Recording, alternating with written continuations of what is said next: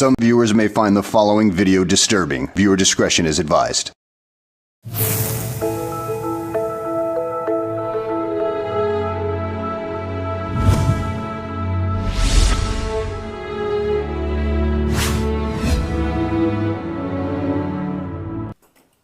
B'Shem Hashem na'aseh v'natzliach, Shiur Torah. Baruch Hashem, always good to be back in Aventura, another shiur. Unlike any other shiur we've done over the last few years, with the exception of one, which is the one we did in a couple of times we did a shiur on wasting seed in Florida once, and then another one in New York, the famous shiur in New York. This is a shiur that needs a disclosure even more than them. So it's not a shiur that's been done before in English. Obviously, there is a shiur by Rav Mizrahi, Sheikhye, about Gehinom, but that's private shiur, meaning you could only get it directly from him. There's nothing posted on it online. There are some shiurim on Gehinom on the internet in Hebrew, but nothing really in English.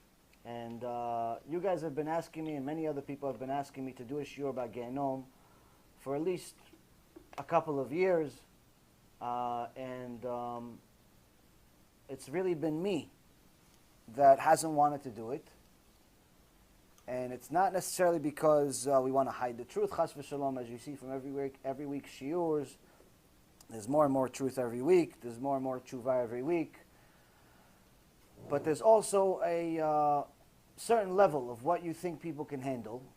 And because we go with Da'at Torah on every single move that we make, or at least I try to, the best I can, every single thing that I do, I ask my Rav. I try to use as little of my opinion as I possibly can. And the reason why is because I'm very opinionated.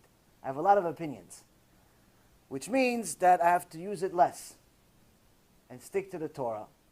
And the Torah is not just the 5 books of Moses, it's not just the Gemara, it's not just the Mishnah, it's not just the Zohar, it's also your Rav.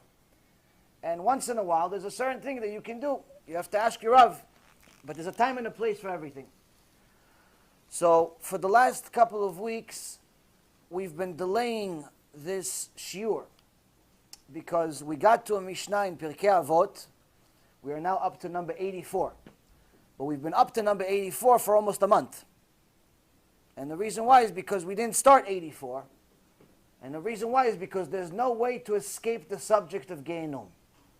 This is what the shiur is about. This is what the Mishnah is about.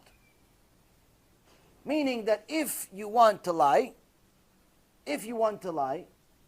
then you can have a shiur about this Mishnah and make up whatever you want to make up. You could talk about Gan Eden, you could talk about, angels, you could talk about nice things. But if you really look at the Mishnah, you look at the Mefarshim, you look at what the commentaries actually say,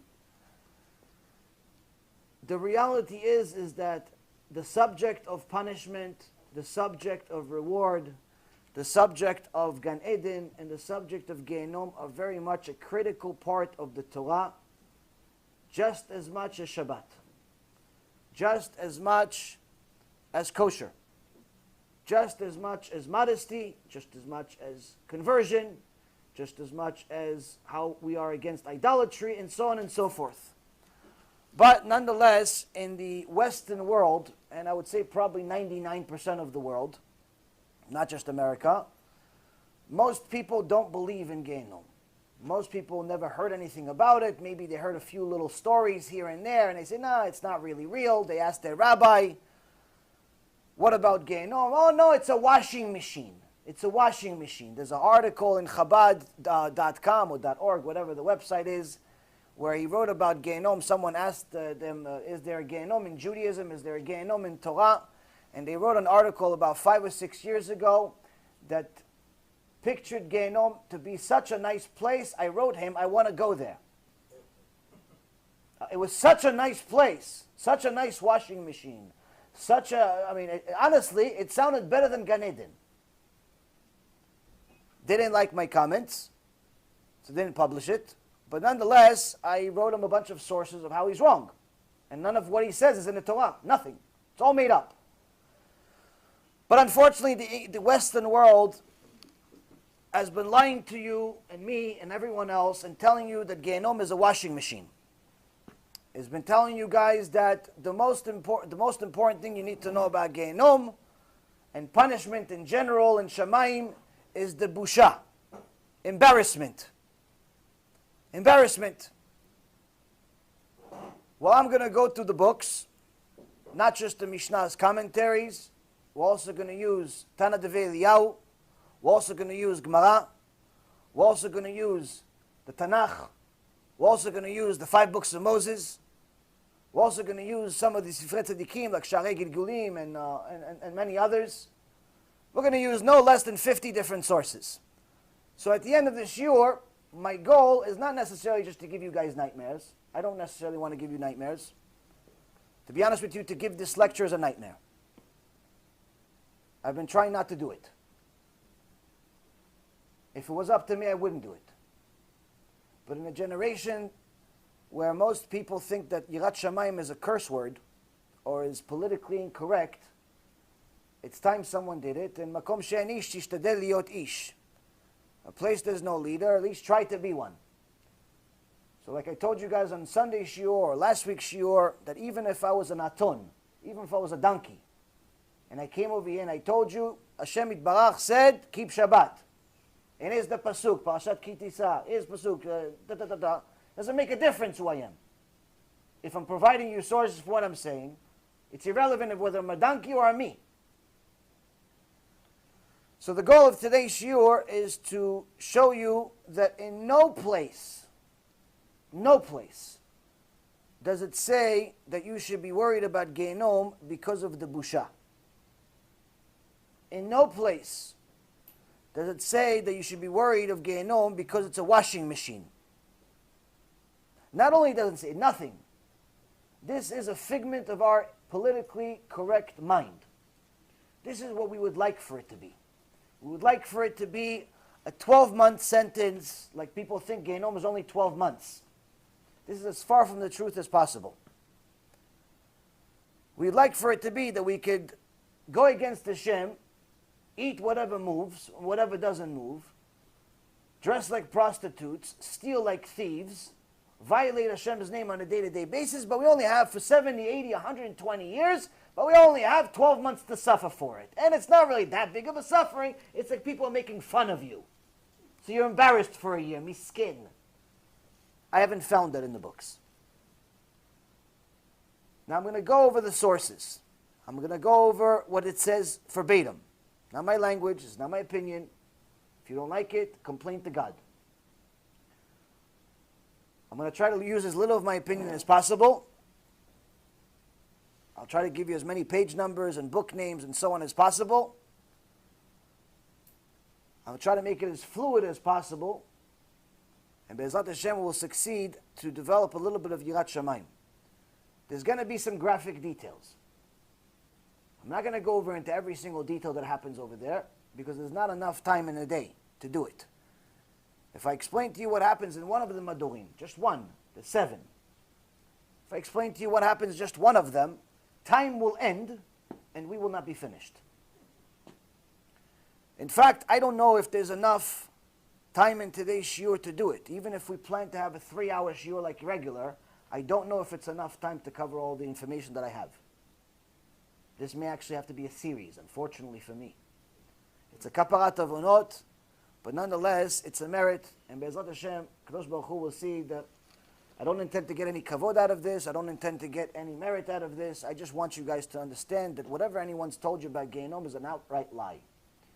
And hopefully people understand that it's very much real, and at the end of the day, what Rabbi Yisrael Misalant said in O Israel, he said, if people understood, if they simply understood the fire of Gehinom, not in the worst level, the 7th level that doesn't end, with Gemara in Masechet Rosh Hashanah, page 17a, says that the Mashiach will come, the resurrection of the dead will happen, the world would end, but that Gehinom will not end.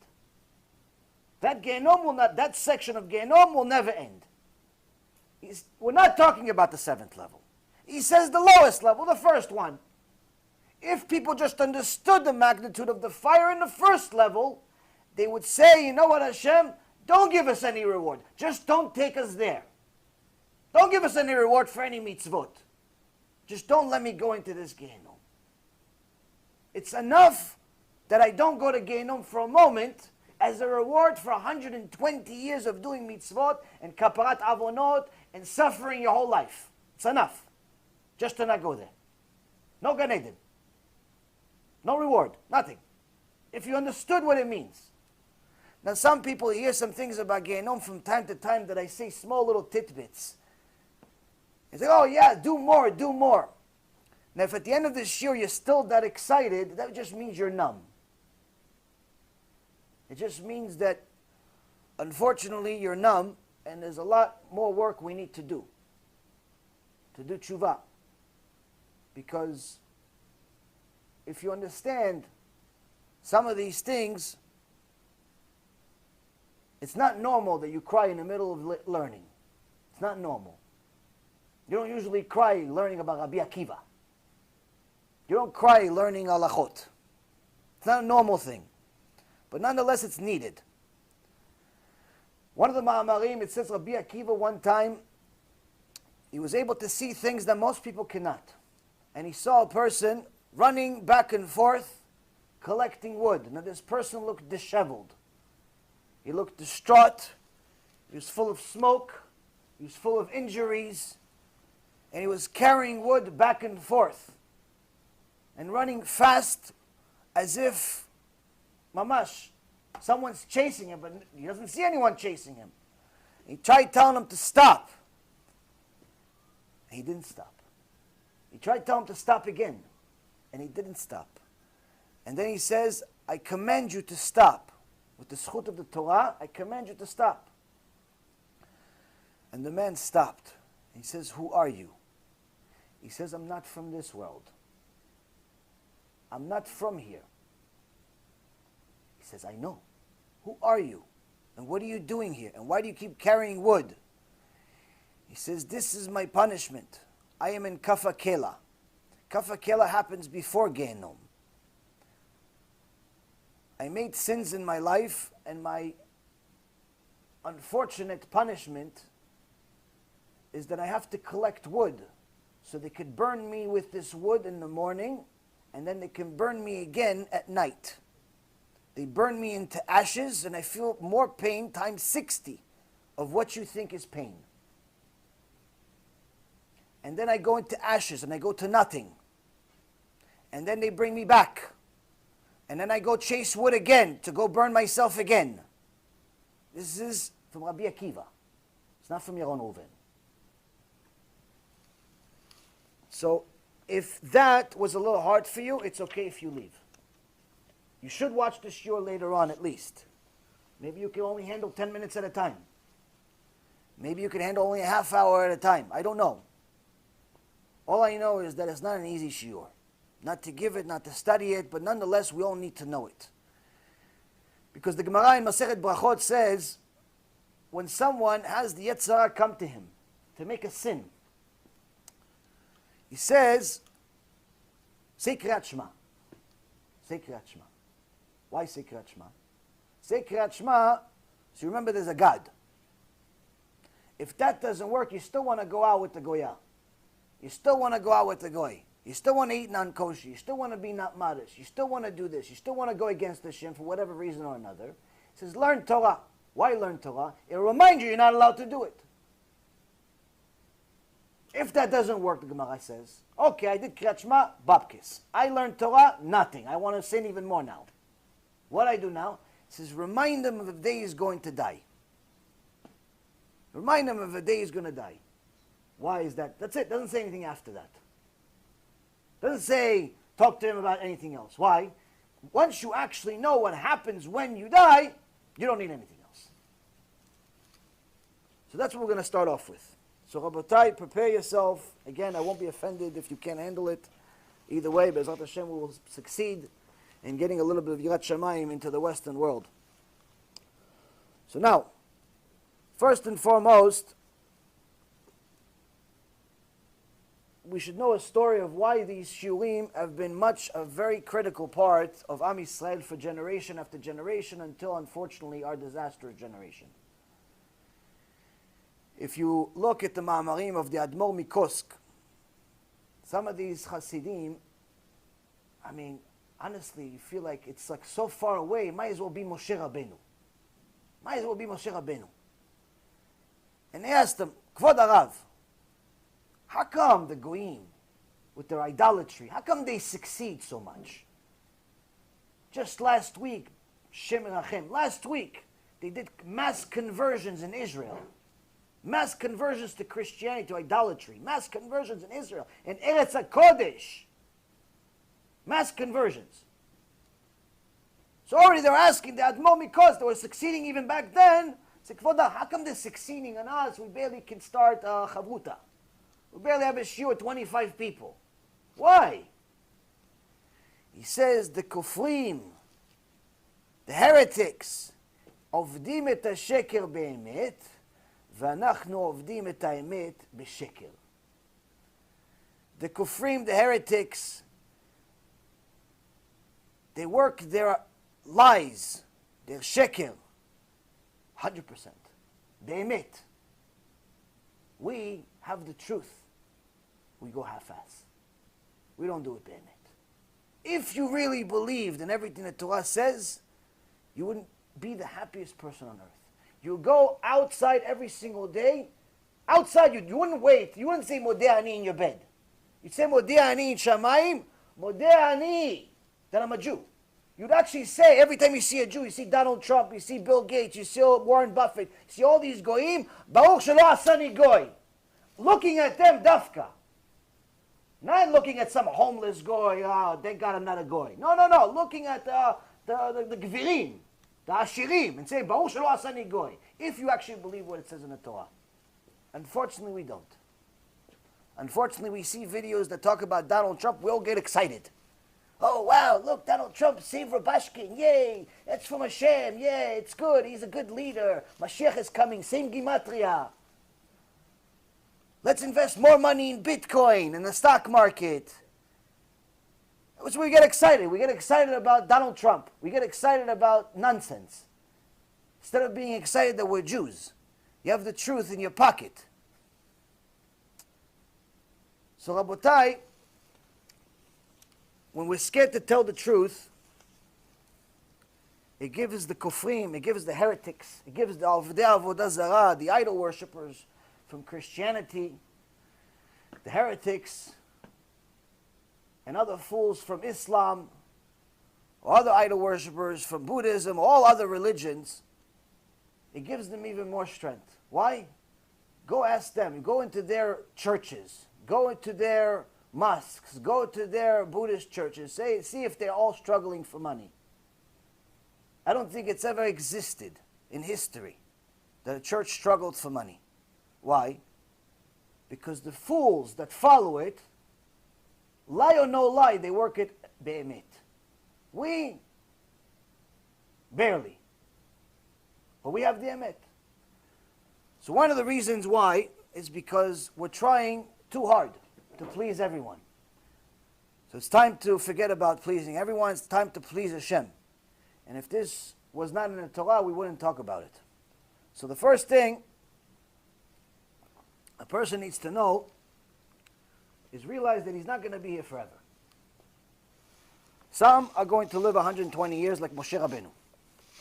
Some are going to live 23 years like my cousin that died last year on Rosh Hashanah. Same price. Everyone thinks they're going to live 120 years. The reality is, the longer you live, the more you realize it's not going to happen. You start meeting people and then they disappear. So let's find out first what happens. So there's a book called Gesher Lechaim by Rabbi Yechiel Muchinsky. He says a few things. He says sometimes the Torah tells you different things, Lachot, Sipurim, and so on. And you need the Torah to give you a little bit of Yirat Shamayim. But sometimes the Torah doesn't give you Yirat Shamayim. Why? You didn't get to that section. You skipped it. You didn't understand it. So Rav Ephraim says, my Rav says, sometimes you need to talk about what's going to happen when you die. So the Gesher L'Chaim talks about the halachot of what happens when someone dies. Literally. So the halakha of cleaning the body, cleaning the dead. Now, cleaning a dead person is not exactly the most comforting thing in the world, but you should all know you're all going to go through it at some point. Myself included. It's all going to happen. So when a person is extra proud of their looks and their money and their intellect and all the things that they have physically, you should know that at some point you're going to be like a little turkey, where they're going to take stuff out of you like a turkey from your behind. Okay? And you're going to be like a little corpse. So next time you're overconfident, next time you're arrogant, next time you want to show off, just remember you're going to be that. The only difference is turkey is kosher. A dead body is muktzeh. Not even allowed to touch it on Shabbat. It's a very uncomfortable thing when you actually realize that at some point someone's going to have to clean poop out of your body. But that should help you with your arrogance. It helps me to realize, in reality, what are you so proud of? Something that's going to be muktzeh one day? Now,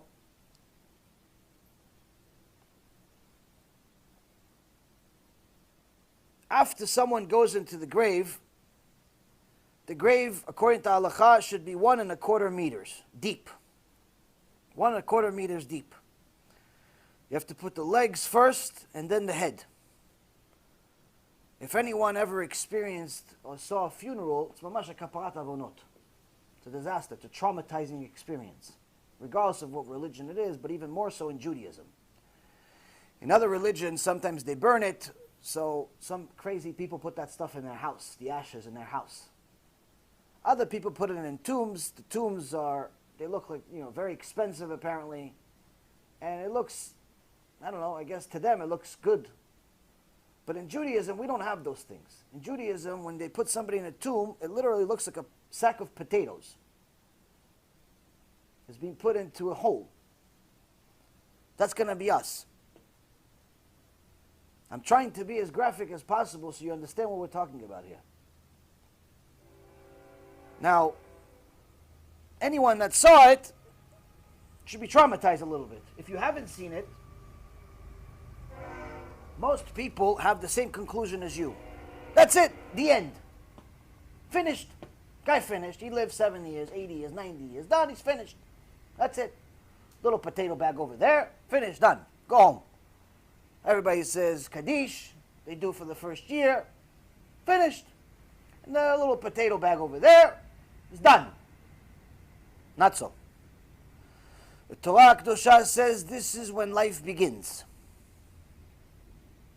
This is when life begins. This is the moment a person's eyes close. The moment the neshama leaves the body. There's no more doubts. There's no more questions. There's no more safek. There's no more, I'm not so sure. There's no more of that. The moment your neshama leaves the body, the moment the person passes away, they know everything. And they know what they're expecting. So, if you look at the book by Rabbi Yehuda Ftaya, who got his information from different sources, from the Zohar, from his Rabbanim, but also got it from Dibukim. Dibukim is people that were taken over by other neshamot. Regular people like you and I that had to go through mamash a tikkun, a disaster, where a neshama went inside their body and took control. Why is this neshama here even? This neshama is not in Gehinom. Didn't have the merit to go to Gehinom. It went to a place beforehand called Kafakela. Now Kafakela does not have a 12-month sentence. Kafakela could be for 1,000 years. It could be forever. It could be for 5 minutes. There's no time frame on it. Kafakela is non-stop punishment. When someone is in Kafakela, they give him all different types of punishment. They have certain malachim that are in charge of beating him or her non-stop, but they give him the hope that he can run away. So he's constantly running away from them. Hey, Yetzirah showed up, we're disconnected from the internet. Probably people complained. So they give him the hope as if he could run away. He's not going to just stay there. But nonetheless, he keeps running and they're behind him. He keeps running and they're behind him. But not behind him is like, hey, how are you? Now sometimes they take his neshama or her neshama, depending on who the sinner was, male or female, and they take the neshama and they fling it. Where do they fling it? Into outer space. From one corner of the end of the earth, of the galaxy to the other. Back and forth. But throughout that whole journey, they're beating him. Like a slingshot. So when that poor man that dies is in the grave, this is what he has to look forward to. If he's a sinner. Now the first thing that happens after a person dies is these malachi Kabbalah come. These malachim come, these angels come, and they don't know what mercy is. There's no concept of mercy. This is one of the things that we fail to understand. We think mercy like we think of mercy. We think there's mercy in Shamayim like here. To give you a little bit of a understanding, it's just like Hashem is unlimited in the amount He loves you. He's also unlimited in the amount of wrath that He has. There's no concept of limit. The punishment that you can think of in your mind is not even remotely the same of what's actually out there. Because you think of in limited capacity. So some of the things you're going to hear is like, oh, come on, what kind of God is this? It sounds vicious. It sounds horrible. Yes, it is. That's the point. That's the point. It is horrible. It is vicious. So the first thing they do, these Hashem and Hachem, is there's one specific malach that comes to the body, and the first thing actually they do is they make the grave deeper. They make the grave deeper. So it's only, like I told you, it's 1.25 meters according to halacha, but they make the grave deeper. Why deeper? Because at that moment they take the neshama and they put it back in the goof. They put it back into the body. And then they have the body stand up. Why? They want it to stand up and feel it full. Why feel it full? Why? Because both the body and the soul sinned. So in the Gemara, there's a debate between Antoninus and Rebbe. Antoninus says to Rebbe, the neshama in the goof, the neshama in the body can get away with sinning. Why? They go up to Shamayim, to the Bet Din of Shamayim. The neshama says, listen, I didn't sin. It was the body that sinned. The body sinned. I didn't sin. Well, I could do something without the body? Look, when I was over here, I was holy. I was doing everything good. You put me into the body, I started sinning. I didn't do it. It was the body that sinned.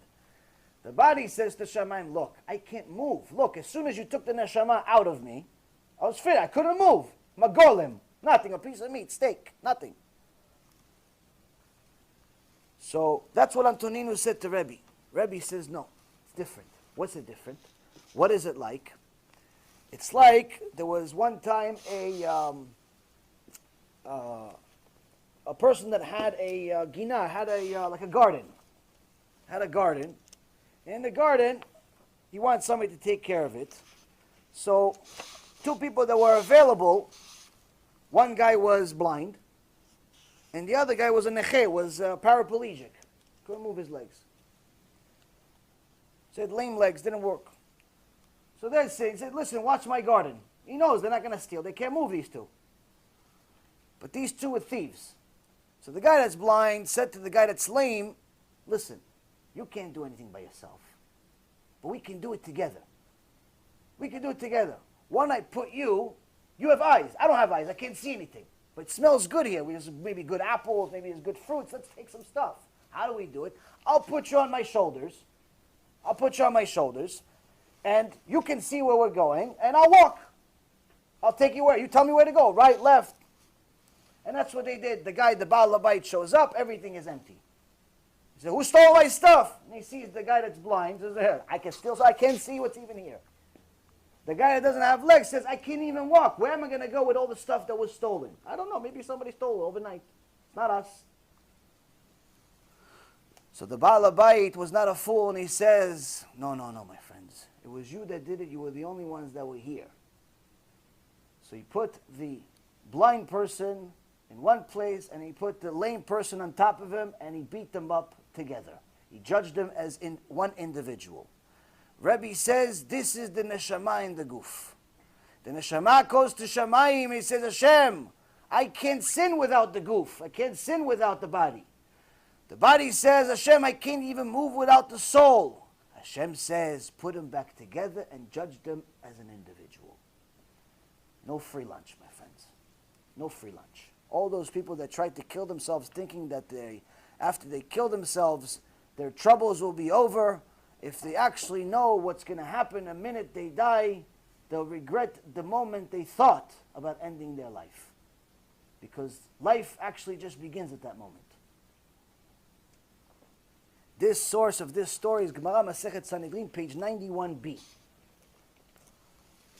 Now, after they take the body, first they take the grave, they make it bigger, they put the neshama back into the guf, and then one of these vicious Malachei Kabbalah comes and he says, what caused this person to sin? What led him to all sins? Oh, it all starts with the eyes.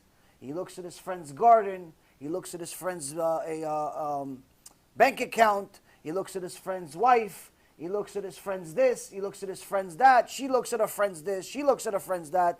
What led them to sin? The eyes. So first angel comes, he's responsible for what? Taking him out his eyes, breaking his eyes. Breaking his eyes over and over again to make sure this is why you sinned. You followed your eyes, now you understand what it means. Now you understand how much trouble it's going to get you in. Now you guys think, oh, okay, so eyes, not good, da, da, da. No, you don't understand. The concept of pain that you understand here, Baruch Hashem, I'm assuming that most of you never went through major pain. I have a little bit of experience in pain. But whatever pain I experienced, a multiple of 60 is not even enough, meaning 60 times. Everything in the Olam HaEmet is at least 60 times stronger. At least 60 times stronger. The Gemara says, fire here is at least 60 times stronger. At least 60 times stronger.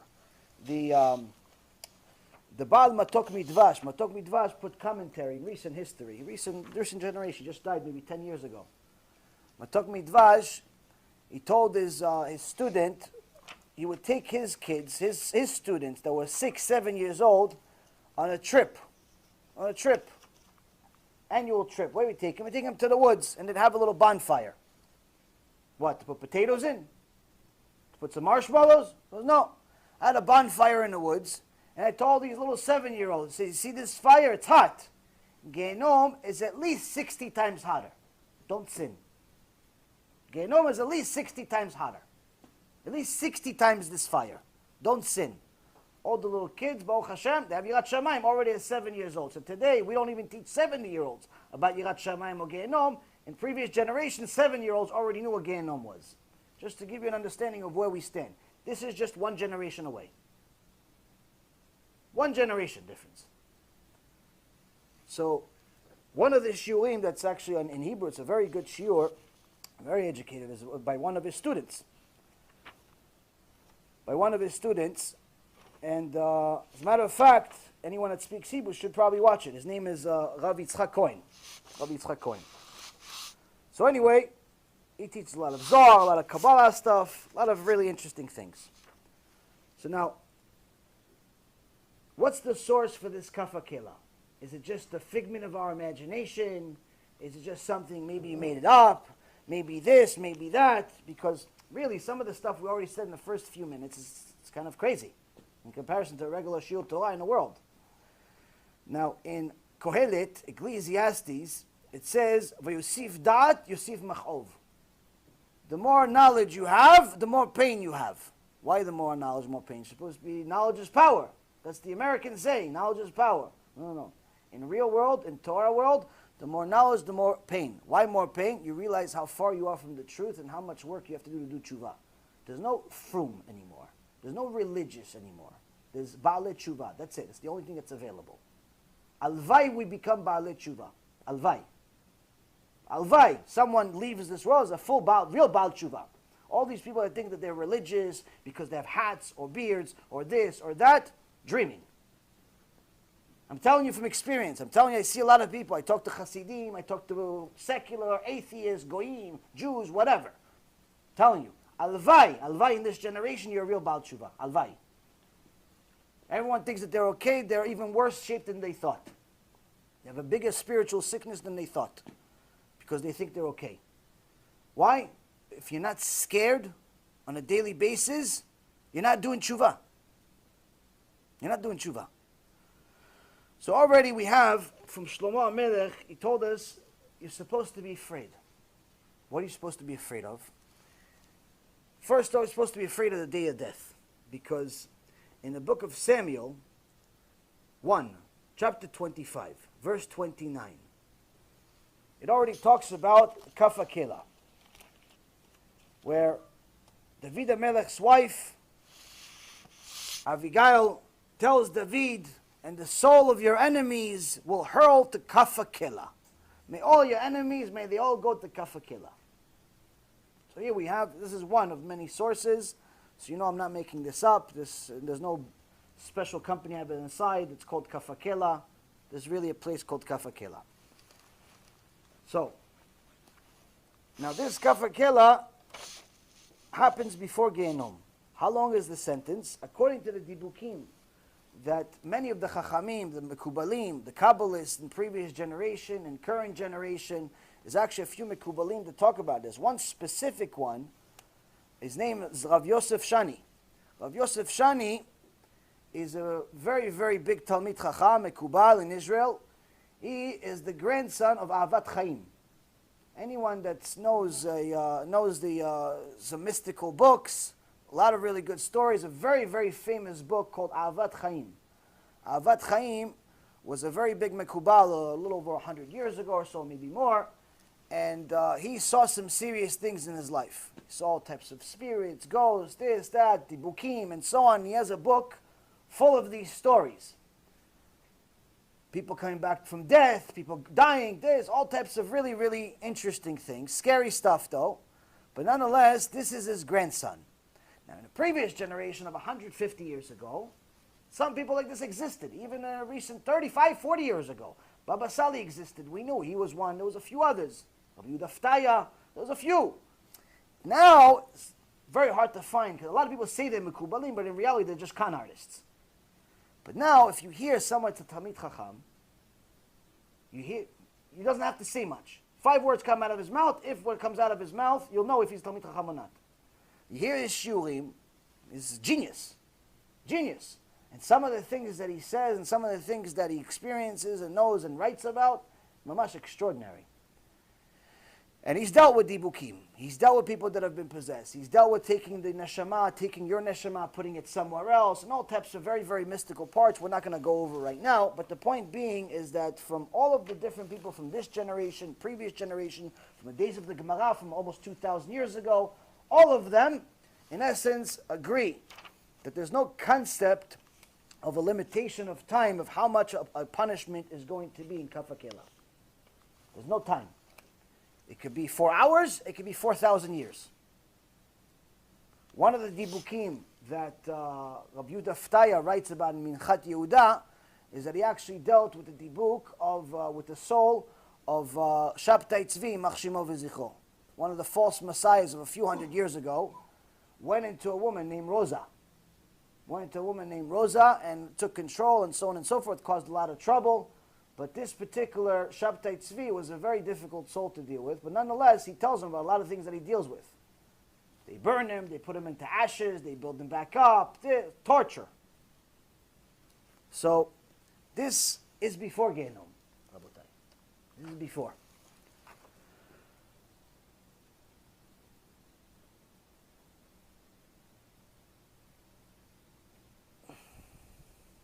Now, in the book of Daniel, chapter 12, verse 2.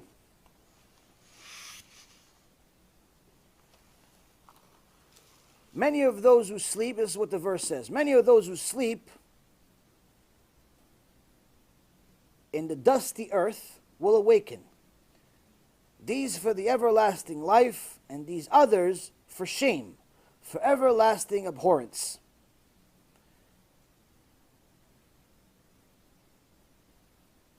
So actually, this particular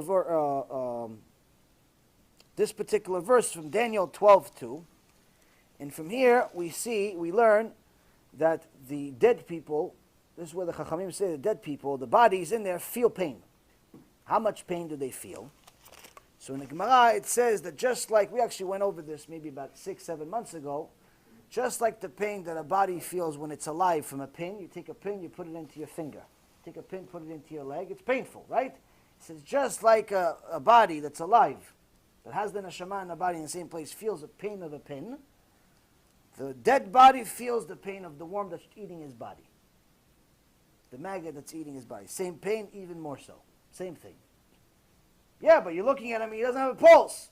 Feels it nonetheless. Feels it nonetheless. You can't see it because your eyes are limited because of your brain. But he feels it 100%, even more so. Now, how long is this Gehinom? So a lot of people say, okay, fine, this busha, this, that, 12 months. 12 months is this Gehinom. Now, if you go to the book of Isaiah, at the end of the book, chapter 66, verse 24, it says the following, Anashim ha'posh'im bi, ki tola'atam lo tamut ve'isham lo tichbe. And the men that rebelled against me, Hashem is talking. Last verse in there.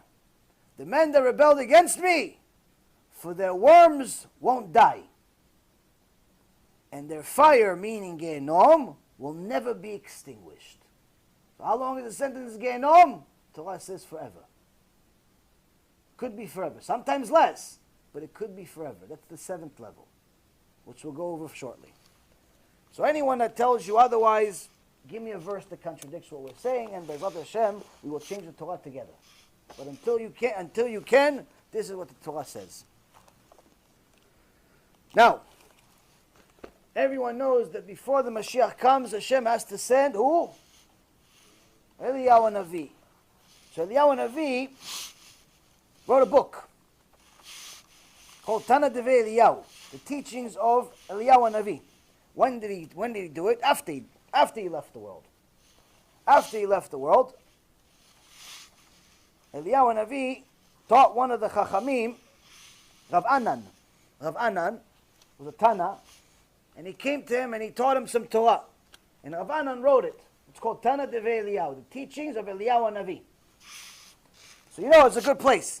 Why? Eliyahu Navi doesn't say maybe, sometimes, I'm not so sure. He goes, he sees. So there's one place where it says the following. 7 things existed before creation. Before Hashem created the world, there were 7 other things that were already created.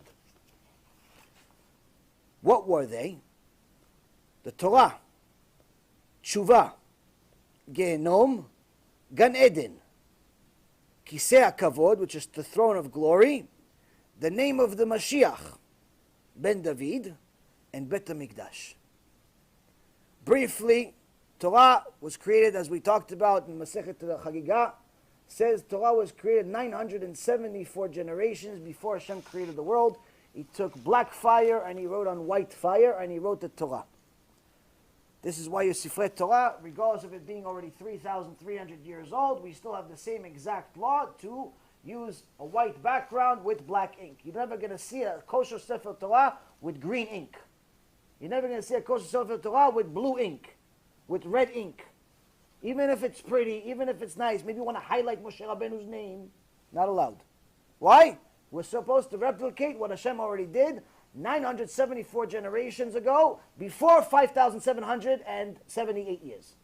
So almost a lot, to be exact. Almost a lot. It's a good exact number. Then he also created tshuva. Why tshuva? Because initially Hashem created the world midat adin, with his name of judgment. He says if there's no judgment, the world is not going to survive. Why? People are going to do whatever they want. I'm going to have to destroy it a week later.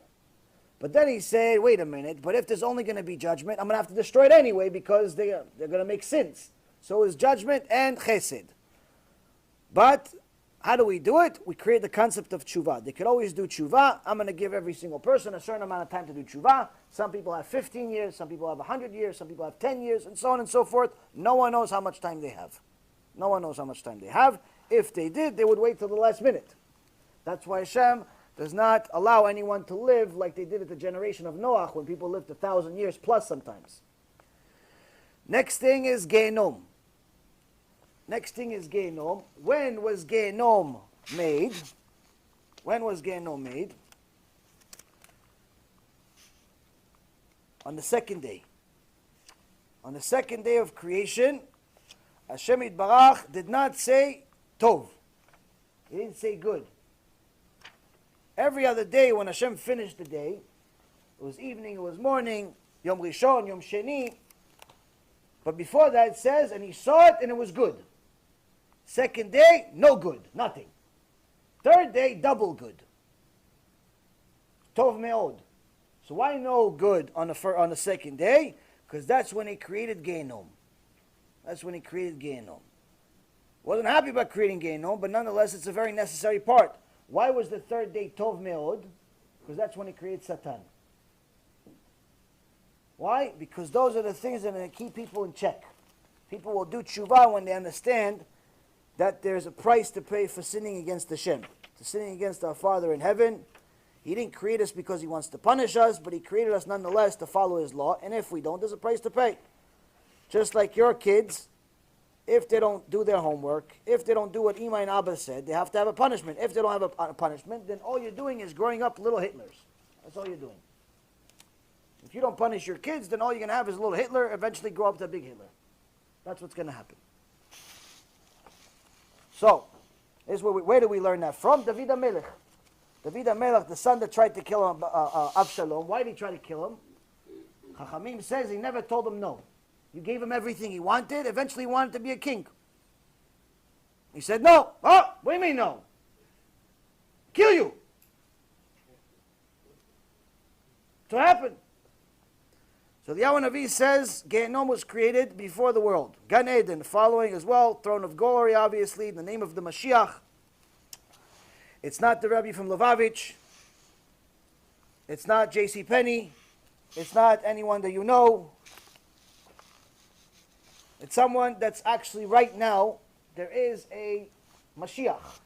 There is a Mashiach both in the world here, in every generation there's some type of Mashiach, but he doesn't know he's Mashiach. There's someone that in essence has the merit that if Hashem brought the Mashiach, he would be it. In a generation of Rebbe, Rabbi Yehuda Anasi, all of the Chachamim says, if Hashem, if this is the people who know what happens in Shamayim. This is not people just opinions. Oh, guys, what do you think? Who are you going to vote for? Trump. No, Hillary. No, there's no vote. All the Chachamim say, they understand what's happening in Shamayim. Says, if Mashiach came right now, it would be Rebbe. Why? He's the perfect human being. He's a perfect human being. Gemara actually in Masechet Shabbat says that in the generation of Chizkiyahu, Hashem wanted to bring the Mashiach. He says, you know what? Chizkiyahu made the whole world do tshuva. Look at it. Little babies, 3 years old, already know all the Mishnah by heart. Today, 3 years old, we don't know how to read yet. At 30 years old, we still don't know how to read. But look, they know the whole Mishnah by heart. Gemara says, he wants to bring Mashiach. Who's it going to be? Chizkiyahu. Chizkiyahu took a sword, said, whoever doesn't learn Torah, I'm going to kill him. That's Kiru for you. I'm going to bring a sword next week, see what happens. So, Chizkiyahu, Hashem says, I'm going to bring Mashiach. But then Chizkiyahu didn't sing for Hashem after a big thing happened. What happens? The Satan comes to Hashem and says, look, he didn't even sing to you like his ancestor David. If you didn't make David the Mashiach, how are you going to make him Mashiach? Missed it by song. Missed it by song.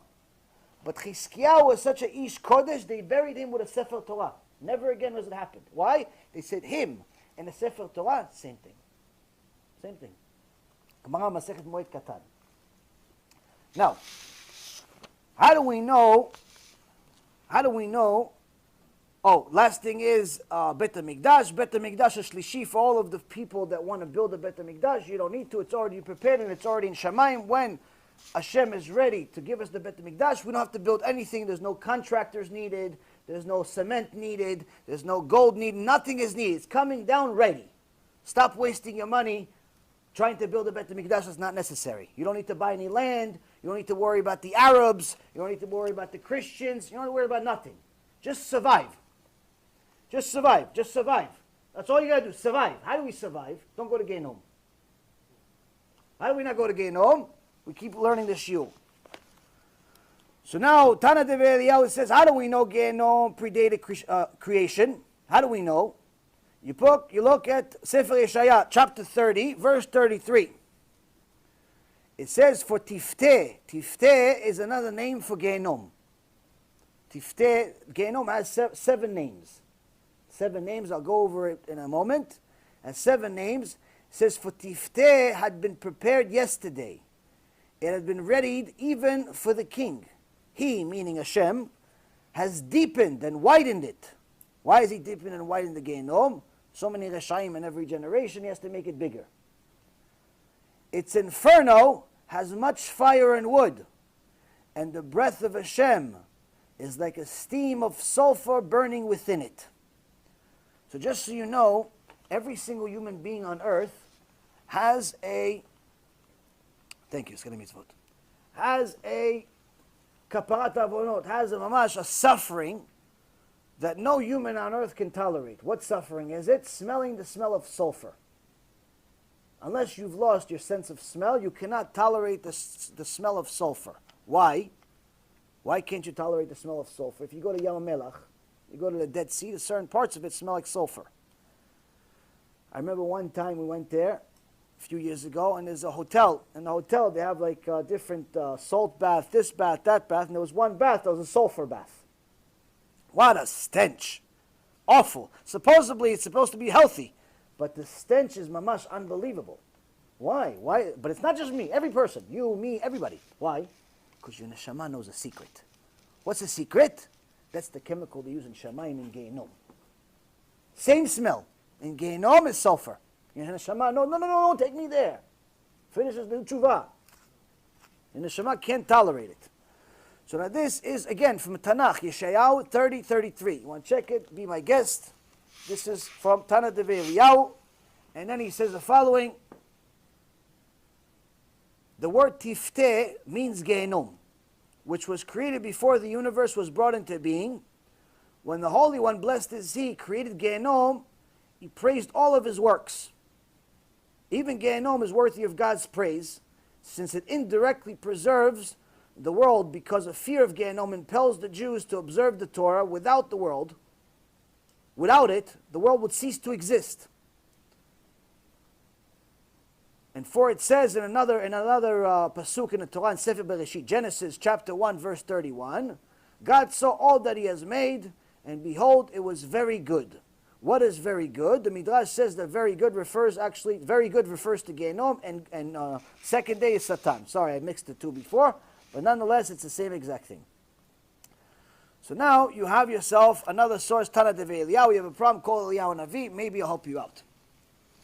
Now, as we continue, we just realized that this Gehinom, some people made a video about how it's not true. How it's not true. How Gehinom is a figment of our imagination. It's a figment of our imagination. And someone that I know that's a nice guy and means well, unfortunately is mistaken terribly about this specific issue. Why? Because he looked at the source of the word Gehinom, and he's right about one thing, where the source of the word Gehinom is. He's wrong about everything else. Now what's the source of the word Gehinom? The source of the word Gehinom is the valley of Ben Hinnom. Gei Ben Hinnom, which was a person that lived in the times of kings. In times of kings, a few thousand years ago, 3,000 years ago. Now this was a place where, that was called Tophet. This is in Kings 2, chapter 23, verse 10, and it's also mentioned in a few other places, because they made up places in Yerushalayim over there, and they brought human sacrifices. They brought human sacrifices to a statue called Molech, and they took little Jewish babies and kids in Israel, Jews, and they sacrificed them to a statue.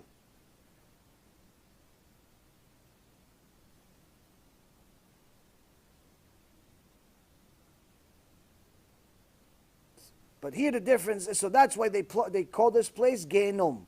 And they said that this what they're doing over here, burning Jews and so on, to statues and so on, is Gehinom, in essence, is a symbolic of bad. What's the worst thing that we can think of? Gehinom, hell. So that's the source of the word Gehinom. But Gehinom is not the only name. Gehinom is not the only name that Gehinom has.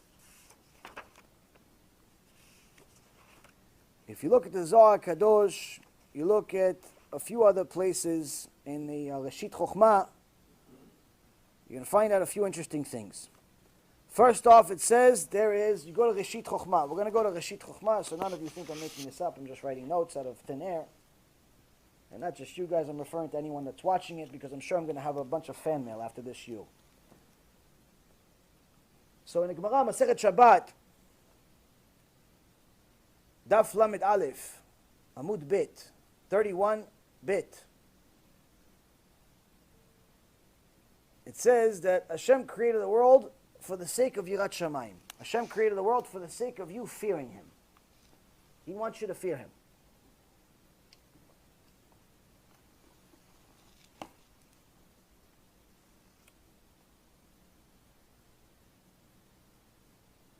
העושה הפך, זה נוח לו שלא נברא.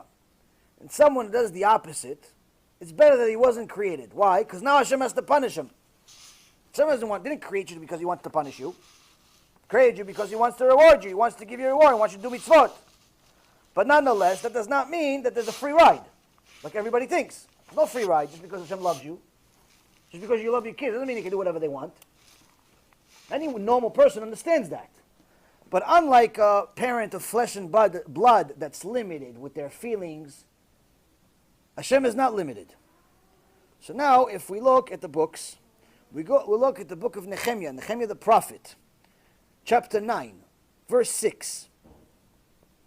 It says, ואתה מחיה את כולם, ואילו חס וחלילה יצויר העדר, שפכו מכל העולמות, אפילו רגע אחד התבטלו כולם, והיו כלא היו. כי כלום צריכין אליו והוא אינו צריך להם. חייב ליראה ממנו ולקבל עליו עול תורה ועול מצוות. In so many words here, they use the prophet Nehemiah. They say, it's better that everything in the world cease to exist. It's better that all of us cease to exist. Everything cease to exist if there's no Yirat Shamayim. It doesn't mention love Hashem. It doesn't mention loving Hashem. Love Hashem is a higher mitzvah, but Hashem we get there. But nonetheless, basic connection with Hashem is knowing who we're dealing with. Knowing who you're dealing with, already we start with Yirat Shamayim. It says it's better that it was all cancelled. All creation was cancelled, and there will be no Yirat Shamayim in the world. In Sefer Shmot, in the book of Exodus, which we started this week, in a couple of weeks we're going to get to chapter 20, verse 2, and get the 10 Commandments. It says, Anochi Adonai Elohecha. It says, I am your God. I am Hashem your God. What does it mean? This is officially the first mitzvah that Hashem Yitbarach gave to Am Yisrael to know, fear me. Of course they know He's God. He's talking, things are moving. No, what's the mitzvah of Ani Hashem Elokecha? I am God.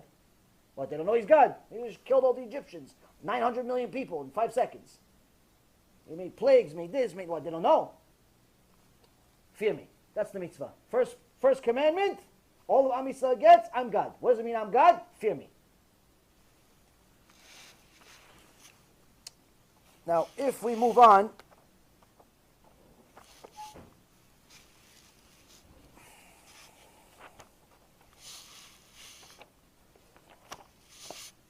you see the following. First off, another reason of why Gehinom was an appropriate name, aside from the person that was a Rasha Me'usha in a place that was of wickedness happened, there's another reason that Reshit Chochmah says and why it's called Gehinom is because it's called Gehinom because the screams and growls from Gehinom reach from one corner of the world until the end. The screams of what's happening over there, very much alive and real. There's no busha. We're not talking about a shame. No one says, oh, you embarrassed me. No one said that yet. The screams of pain and agony reach from where it is until the end of the galaxy, until the end of the universe. That's why it's called Gehinom. Velama nikra shemo tafteh. Why is it called tafteh? Because the root of the word tafteh is pitui. Pitui means to entice. To entice meaning all of the ones that go to Gehinom was because of the enticement of the Yetzirah. Yetzirah came and he said, do this, this, and this. They followed, Hashem Yirachem, Hashem Yirachem. Only bad things happened. Now, there are several names for Gehinom. And it says here in Perek Rishon of Maseret Gehinom, שלושה שערים יש בגיהנום, אחד בים ואחד במדבר ואחד ביישוב. It says there are 3 gates to Gehinom. One is bayam, one is in the ocean. One is bamidbar, one is in the desert, where they put Korach. One is Bayishuv, which is Yerushalayim. How do we know? Zo shebayam minayin she'emar. Where do we know it's from? It's in the ocean. The book of Yonah, chapter 2, verse 3. Mi beten sheol shivati shamati koli. Yonah says, one of the names of Gehinom is Sheol. You took me out of there, Hashem. It wasn't just some big dolphin or a whale. Mamash Gehinom. You took me out of there, Hashem. That's one of the sources. Where do we know it's from Midbar? Where do we know it's in the desert? Minayin. Bamidbar. We have Sefer Bamidbar, Numbers, chapter 39, verse 33. Vayirduim v'kol asher la'im chaim she'ola. And they all were thrown into there, they all fell into there, into She'ola. What's She'ola? She'ola, again, She'ol means Gehinom. Who are we talking about? Korach ve'adato. The ground opened up, swallowed them up, and they're still there today. Where do we know by Yishuv? Where do we know that it's in Yerushalayim? Book of Isaiah, chapter 31, verse 9. Ne'um Adonai asher ulo betzion v'tanur lo b'Yerushalayim. There's an oven in Yerushalayim. What's your oven in Yerushalayim? Gate of Gehinom.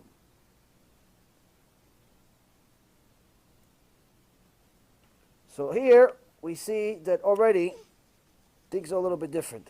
Have you heard so far anything about busha? Anything about embarrassment yet? I'm still looking. Now this same Gehinom, we learn a lot from Eliyahu Navi about it. But one of the places it says, Eliyahu Navi says, some say,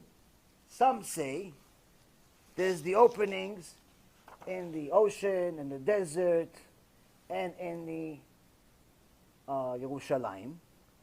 And some say it's in Shamayim. What do you mean, some say? What do you mean? You're Eliyahu Navi, you can go there. If it's one of the Tanaim, if it's Rabbi Akiva, if it's Rabbi Shimon Bar Yochai, if it's somebody from this generation, if it's somebody knows who doesn't know, fine, some say. But you're Eliyahu Navi, you're living in Olam HaEmet. What do you mean some say? Some say, the Chachamim explain, there's 2 Gehinoms. There's one literally in this world, in this globe that we're in, that's below us. The other one is above the Rakia. There's 2 Gehinoms. There's also 2 Gan Edens. There's one here, and there's one above. Some say you're referring to the ones that have the openings here, Yerushalayim, the desert, the ocean. Some say that, but some are referring to the one that's above. That's what he's talking about. Not that there's 2 opinions. There's no 2 opinions in Eliyahu Navi. He says, depends who you're talking about. The one here or the one there. So now this Gehinom, Eliyahu Navi gave Rabbi Yehoshua ben Levi a tour of Gehinom. In Gemara Masechet Eruvin, Daf Yutet Aleph, 19a. Rabbi Yehoshua ben Levi says, 7 שמות יש לגיהנום ואלו הם. there are 7 names to Gehinom, and these are them: Sheol, Avadon, Be'er Shachat, Bor Shaon, Tita Yaven, Tzalmavet, Veretz Tachtit. So you have 7 different names, aside from Gehinom. The Gehinom is the 8th name. Gehinom is the 8th name. These are 7 names. Where do we know? Where do we get the sources for these? Each one of these names has a verse, at least one. Many have more than one verse in the Torah of where they get it from. It's not, oh no, I think it's this. No, I think there's no opinions. Nothing that I've given you so far is an opinion. Everything has to have a verse in the Torah. This is Emet. This is from Hashem. This is from Mount Sinai. Book of Yonah, chapter 2, verse 2. Tehillim, Psalms, Peichet, 68. Chapter 68, Tehillim 68, verse 12. Same place again, Tehillim 55, verse 24. Again, Tehillim 40. Tehillim talks about it a lot. Verse 3. Tehillim 107, verse 10. Book of Isaiah, chapter 30, verse 33, which we went over already. And again, Tehillim in another place. So here already we see that there's countless places in the Torah by David HaMelech, by Moshe Rabbeinu, and so on and so forth. There's also a midrash that talks about how when Moshe Rabbeinu went up to Shamayim, Hashem gave him a tour. What did he give him a tour of? He says, Hashem, show me your kavod. What does it mean, show me your kavod? Show me why you do what you're doing. Why do you decide to give this guy schar, this guy gets reward, this guy gets punished? Why? He says, I can't show you my face and live. What do you mean face? Hashem doesn't have a face. There's no face. Someone who thinks that Hashem has a face is a kofel. It's a heresy. There's no face. So what does it mean? I can't show you what I'm doing right now because you won't understand. I can't show you where you're still in the body. But I can show you my back. What's my back? Things I've already done. So he showed him everything that happened in the past, from creation all the way to then. Noah, the generation of Noah, Abraham, Yitzchak, Yaakov. Then he showed him the future. He showed him Rabbi Akiva. He showed him our generation, Hashem Menachem. He showed us a lot of things he showed him. He saw Rabbi Akiva, and he said, Hashem, if you have such a person like this, why are you giving me the Torah? Give it to Rabbi Akiva. He says, no. And then he sees Rabbi Akiva's end, and he sees how the Reshaim, the Romans, peeled his skin, like you peel a potato, and he started crying hysterically. This is Torah, and this is the schar, this is Torah, this is a book of Torah, this Rabbi Akiva, and that's the reward he gets. Hashem says, be quiet. You're not allowed to see my face and live. Meaning, you're not going to understand what I explained to you, why I'm doing what I'm doing over there. Because you're still here, you're still living in the world. Even though technically, his body was here and his neshama was in Shamayim at this time, nonetheless, he was still living. After this, Hashem Yitbarach decided to show Moshe Rabbeinu Gan Eden and Gehinom. When Moshe Rabbeinu got to Gehinom, he said, what is this place? He screamed, what is this place? He saw the screaming, he saw the fires, he saw the different types of fires, he saw the punishments, he saw all types of awful things we'll go over momentarily. Hashem, what is this? Hashem answered Moshe, this is a place that I made to punish the Reshaim that go against me. Moshe Rabbeinu started shaking hysterically. He didn't know if he's classified as a Rasha. He thought he's going there. He thought, he brought me here because I'm the Rasha. I hit the stone instead of talking to it. I'm a Rasha maybe. He started shaking uncontrollably. Until Hashem says, don't worry, you will never see this place again. Meaning, you're okay. If Moshe Rabbeinu thought he's a Rasha, what about us tzaddikim? So, we see that the ones that were really tzaddikim were very worried about this place. Very, very worried about this place.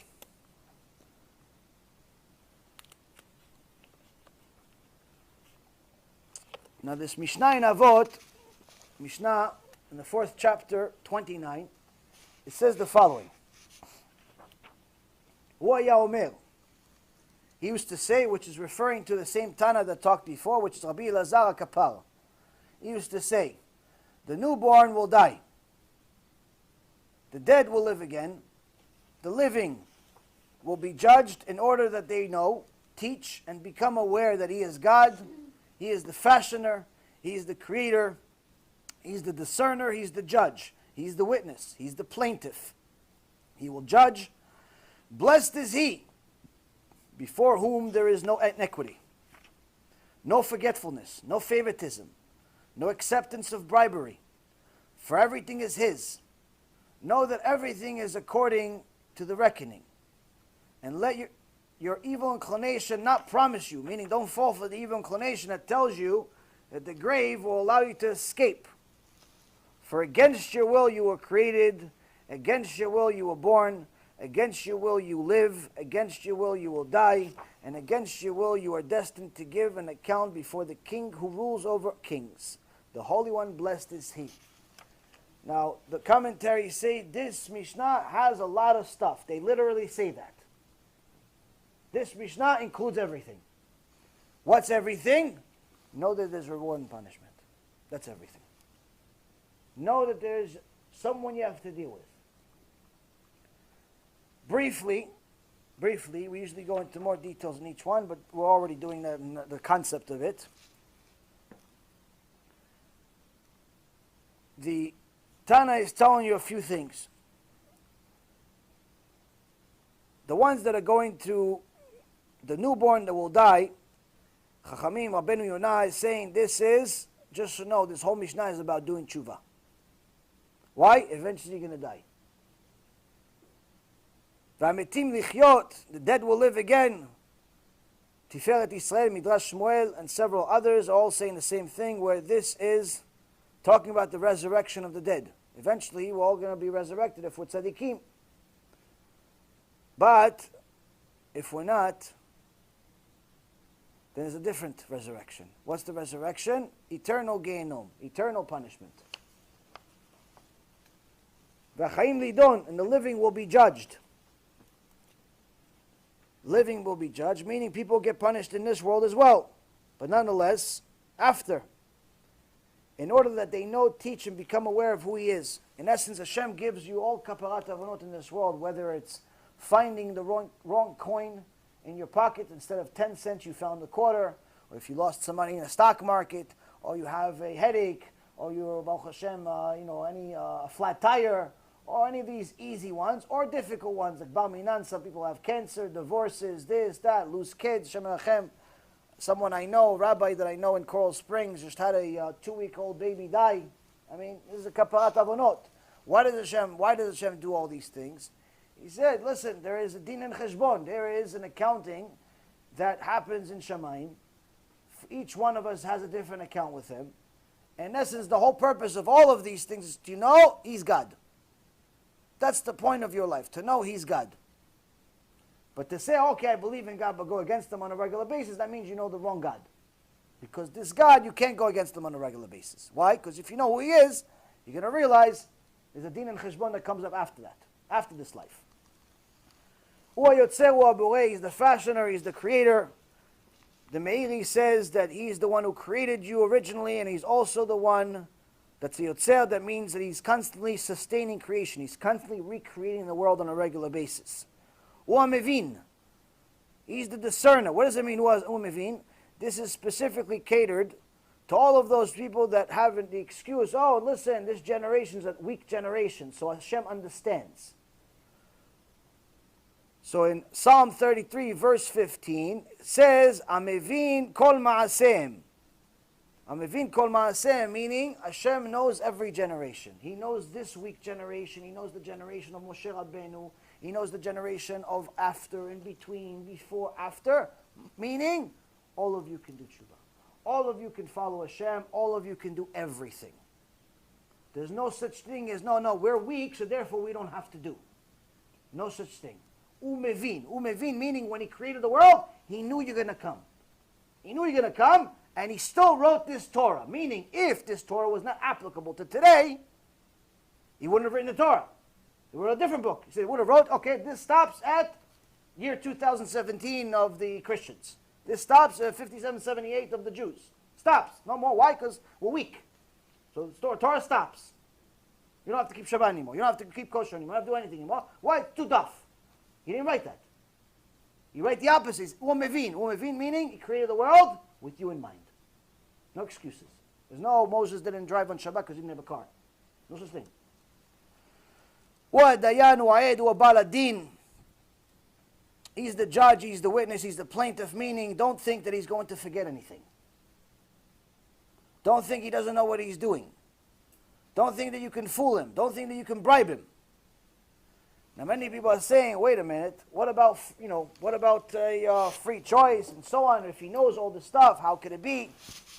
So Baruch Hashem, with your schut, I had a chidush this week that you could actually find. I told you could always find something good in this week's parasha. Which week? This week. Every time this week you find something good that's relevant to your life at that moment. So this week in Parashat Shemot you have a chidush. What's the chidush? The secret behind free choice. Secret behind free choice, written in the Torah. It's multiple places. This is one that I found myself that for me was a chidush. Maybe you already knew it, but this is what it says. In Sefer Shemot, the book of Shemot, Exodus, chapter 4, verse 8 and 9. Hashem Yitbarach is talking to Moshe Rabbeinu, and he's sending him to Egypt to go free Am Yisrael. And Moshe is arguing with Hashem, saying, I'm not good enough, I'm not this, I'm not that, what if they don't listen? And they go back and forth. The Chachamim say that, our sages say that they argued for a week. A week back and forth. Moshe didn't want to do it. It's humility. But nonetheless, he says the following: והיה אם לא יאמינו לך ולא ישמעו לכל האות הראשון ויאמינו לכל האות האחרון. When Moshe Rabbeinu told Hashem, what if they don't believe me? What if they don't believe me? I show them I do this, I do this, I do this. I tell them I spoke to you, and they don't believe me. So Hashem Yitbarach says the following: it shall be that if they do not believe you, if they don't believe you, and they don't heed your voice on the first sign, they'll believe the voice on the latter sign. And it shall be that if they do not believe even those two signs, and do not heed your voice, then you shall take from the water of the river and pour it out on the dry land. And the water that you shall take from the river will become blood. And when it's on dry land. So now, what's the secret here? Moshe Rabbeinu is asking Hashem, what if they don't believe me? I say I spoke to you. They say, show us proof. You have a recording, it's on YouTube. What do you have? They don't believe me. Hashem says, you're right. Maybe they're not going to believe you, so give them a sign. Okay, what if that sign doesn't work? So give them a second sign. Okay, what if you give them a second sign doesn't work? Give them a third sign. Third sign, they're going to work. Which means what? Hashem says it's very much possible they're not going to believe you. It's very much, it's their free choice to believe you. But here's the art of free choice. He says they have three possible outcomes here. Hashem knows there's three possible things they could do. They don't believe you after the first sign. Show them the second sign. They don't believe you after the second sign. That's the second choice. Give them the third sign. After the third sign, they're definitely going to believe you. Meaning that even though Hashem gives you free choice, and he's telling Moshe Rabbeinu, potentially they're not going to believe you a few times before they finally believe you. He could have easily said, no, they're going to believe you for sure. They're going to believe you for sure. After the first sign, they're going to believe you. He didn't say that. He says, you're right. Maybe they're not going to believe you. What does it mean? It says, if they believe you after one, good. If not, they have their free choice. They don't want to believe you. Give them a second sign. If not, give them a third sign. Meaning that even though he gives you free choice, and there's multiple outcomes that can happen, and he knows the outcomes, and he knows the choices, he doesn't interfere with them. That's free choice, Rabotai. He knows the outcome, he knows the choices. He could have easily told Moshe Rabbeinu, no, they're going to believe you after the first sign. Why? I decided for them they're going to believe you. But he didn't say that. He says, no, you're right. Maybe they're going to choose not to believe you. So give them the second sign. What if not? Another choice. Each time, another choice. There's multiple outcomes for your free choice. Akol midei shamayim chutz mirat shamayim, the Gemara says. Everything is from heaven except the fear of heaven. You have a limited free choice. What's the limited free choice? Whether you're born or not your choice. Whether you're tall or short, not your choice. Whether you're rich or poor, as much as we all like to believe, it's not our choice. Most people think that it's their choice to be rich or poor. It's not your choice. Smart, not your choice. You can try as much as you want. There's plenty of people that study and are still stupid. There's plenty of people that work hard and they're still poor. There's plenty of people that put a ton of makeup on and they're still ugly. There's plenty of people that do a lot of different things and it still doesn't work. Why? It's not your choice. What's your choice? Fear Hashem or not. That's your only choice. Decide whether you're going to follow what he says or not. That's your free choice. So Hashem says, I know what the outcomes of your free choices are, but I'm still not going to interfere with it. That's why if a person, if Hashem interfered with this free choice, he wouldn't have the right to punish us for it. So that's what this Mishnah continues to say. This Mishnah says that he will judge, meaning eventually he's going to judge us. Baruch Hu, she'en lefanav lo avla. Blessed is he before whom there is no iniquity, meaning he judges fairly. There's no such thing as unfair judgment. Velo shircha, and there's no such thing as forgetfulness. Velo misum panim, there's no favoritism. It doesn't matter if you're rich, you're poor, ugly, not pretty, male, female, young, old, no such thing. This is also another misconception that most people think that everything that you did until the age of 20, they misunderstood probably some rabbi that said it, you don't get punished for. So everything you did until the age of 20, you don't get punished for. That's what most people believe. This is wrong. This is wrong. You can find the sources in Rabbi Yehuda Aftaya, you can find it in Reshit Chochmah, you can find it in the Gemara, and a few other places that I can't remember off the top of my head. That's not what it means. What it means that all sins that you've made until the age of 20, you don't get punished for in this world. All sins until the age of 20, you don't get punished in this world. Anything above the age of 20, you can be punished for them in this world. But everything you've ever done from the time you were a baby, little toddler, that said goo goo gaga, you will have to pay for a reward or a punishment for, regardless of what age. That's why there's also children, what we think is children, in Gehinom as well. So anyone that thinks that he has a free get-out-of-jail-free card because he's only 21 years old and he's only, in essence, 1 year of sinning, you're very much removed from reality. You're very much removed from reality. Actually, Rabbi Yehuda Aftaya talks about in Minchat Yehuda that one of his teachers told him this, and he himself actually gave somebody a sgula to do tshuva. For what? When he was 7 years old, he was play fighting with one of his parents, and he hit him in the face. It was a play. He said, you have to do tshuva, or you're going to go to Gehinom for that. He was 7 years old.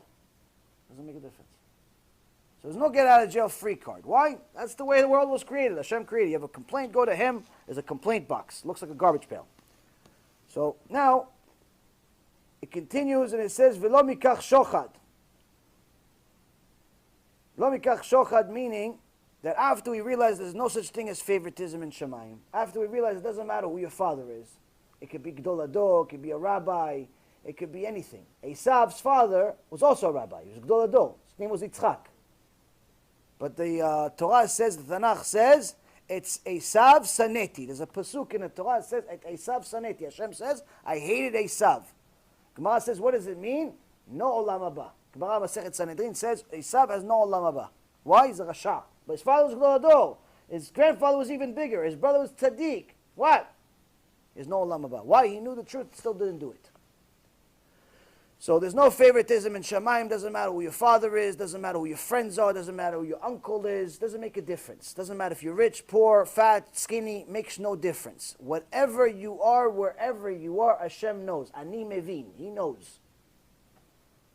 V'lo mikach shochad, and there's no bribery. Meaning that a person cannot think that, no, but I made some mitzvot, so that's fine. those mitzvot are going to replace my sins. I wasted seed for 20 years of my life. I wasted seed for 20 years of my life. But now I did tshuva, and I keep Shabbat now. And I don't waste seed anymore, and I keep Shabbat. That fixes it, right? No. No. Good, you're going to get schar for keeping Shabbat. You're going to get schar for doing tshuva and not wasting seed anymore. But to fix the wasting seed has a different tikkun. Different tikkun. Not doing it is good. Keeping Shabbat is good. But to fix the wasting seed or any other sin has to have a different tikkun. The biggest tikkun for everything is to get other people to stop doing it. Get other people to do tshuva. That's the biggest tikkun. But to say just because you stopped it, therefore it goes away, or just because you made a different mitzvah, therefore everything else before that happens, this is exactly what it says. Velo mikach shochad. You cannot use your current mitzvot as bribery to Hashem. It's not bribe. You can't bribe Hashem with your current mitzvot. Mitzvot you're going to get schar for. Sins you'll get punished for. So this also is another reality check. Why? Because for a long time, and I think probably everybody thinks this, to at least some extent, we thought just because we did tshuva, everything's okay. No, my friends. We still have to do tshuva every day. We still have to do tshuva every single day. Something every day. Take something every day, every week, every month, every year, every something. You have to do something. That's what I say. There's no such thing as frum. There's no such thing as someone's religious. Okay, so you keep some mitzvot, chazak u'baruch, but you're still making sins. So we have to do it. But the good news is that Hashem pays well. He even pays the Reshaim. The Gemara Masechet Sanhedrin, page 96a, says that Nebuchadnezzar one time showed honor to Hashem. There was a message that the king, Merodach Baladan, wanted to give to King Chizkiah. And Nebuchadnezzar was the scribe. And he said, you're writing shalom to the king, shalom to Yerushalayim, shalom to their God. Maybe it's not enough, if you believe in their God, of course you believe in their God. Look, he stopped the sun for Chizkiah in broad daylight. He stopped the sun. So of course I believe their God. Because so why'd you put him last in the letter? Why'd you put him last? Goes, you're right. Change it. Get the mailman. So Nebuchadnezzar ran out and took 4 steps to get the mailman and get the mail back and rewrite the letter. That honor in Shamayim was big. How big? He gave him the ability to be the king, the strongest king that's lived until the Mashiach comes, and on top of it, the right to destroy Beit HaMikdash. Now the Gemara says something extraordinary. That after he took the 4th step, he took 4 steps outside the castle. 4. Exactly 4 we know for sure. How do we know it's only 4? Because Malach Gavriel came down from Shamayim and stopped him. And 4 steps. Why? If he took 5, he would have the right to destroy Am Yisrael. Hashem Yerachem. So Hashem pays well, even the Reshaim. So how much is he going to pay the kids that he loves so much? So it's not all hopeless. It's not all terrible. It's not just punishment. It's also good. But it's midah keneged midah, rabotai. It's midah keneged midah. She'akol shelo, everything is his. Even your ability to do mitzvot is his. Meaning that you can do tshuva, but you need his help anyway. V'da she'akol lefi cheshbon, everything is going to be accounted for. The small little conversation you had with someone that's not your wife, but you only said hi and you looked at her a little inappropriately, but she didn't notice. That'll be accounted for in Shamayim. Yeah, but it's not. Nobody noticed. They noticed in Shamayim. Yeah, but it doesn't make a difference. Everything will be noticed. Everything. Even extra words you spent talking to your own wife. Even extra words. The Gdol Ador, in the times of the Gemara, Rabbi Yossi Glili, one time came into town. He sees a woman named Bruya. Who's Bruya? The Gdolat Ador. She was the biggest rabbanit in the world. Why? Her husband was a Bimir Balanes. Now he was lost. Tzaddik. Not looking for anything. He says, which way to Luz? Which way to the city of Luz? And she says to him, Glili shote, you drunk. Glili. You're not Gdolado, you're a drunk. Gdolado, you're going to call, remember, Rav Ovadia, you're going to call him shote. Rav Elyashiv, you're going to call him shote, you're going to call him a drunk. How are you going to call him a drunk? For what? He says to her, why shote? Why? What did I do? He says, didn't you ever hear the Mishnah? Don't increase your words with a woman. He says, so what did you want me to say? You should have said, where's lose? You used 2 extra words. You're drunk. You used 2 extra words with a woman that's not your wife. And the Mishnah was, if it was your wife. Imagine if it's not your wife. You're not Gdolado, you're drunk. You're taking too much risk. Why? Do you know how much we have to pay for this sin? That's why they were so scared of it. They were scared of the payment that we don't even know exists, unfortunately. The Knesset Israel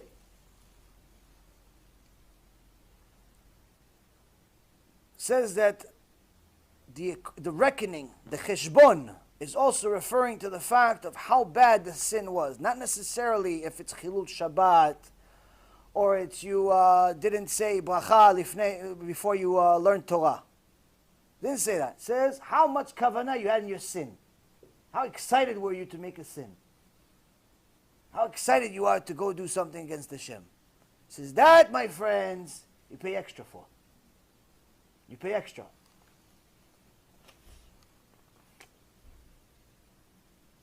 So, in essence, we hear you have people that have arguments. It says, don't let that argument, that yetzirah that you have that's telling you, no, it's not real, it's not this, it's not that.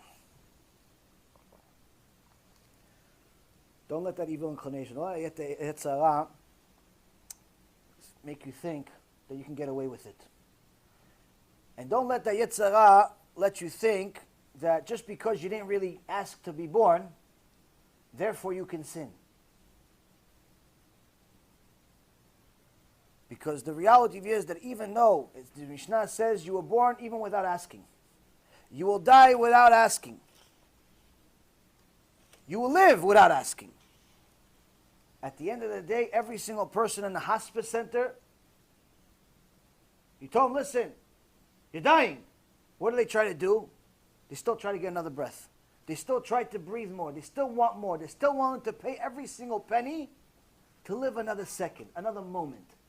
Why? Everyone wants to live. The fact that you didn't ask to come is irrelevant. Once you're here, you want to be here. So, the Vilna Gaon gives a phenomenal genius. That's why he's called Gaon. Halachic analogy of the commentary on this Mishnah. It says if Reuven builds a big fence around his field, and your fence is, Shimon's field is inside. And Reuven builds a fence, 3 corners. Doesn't do a whole 4, because you're inside. You don't have to pay him for it. Why? He built it for himself. And you could technically say it's not a full fence. But if you're going to build the 4th one, then you have to pay him for what he built. Why? Because now, obviously, you want what he built. You want what he built. Similarly, the first 3 statements that you were created without wanting to, you were born without wanting to, you live without wanting to, you will die without wanting to, all these different things, they're all very nice. They're all very nice reasons of why a man should, not have to pay for his sins. They're all very nice reasons of why he shouldn't pay for his sins. But the fact that when someone is told, listen, you have 5 minutes to live, unless you give me every dollar you have. You have 10 minutes to live, unless you breathe twice for every second. What are you going to do? You're going to fight for it. So now you're here, you want to live? You have to pay for the rest of the fence. You have to pay for the rest of the fence. You like it or not, you want to be here.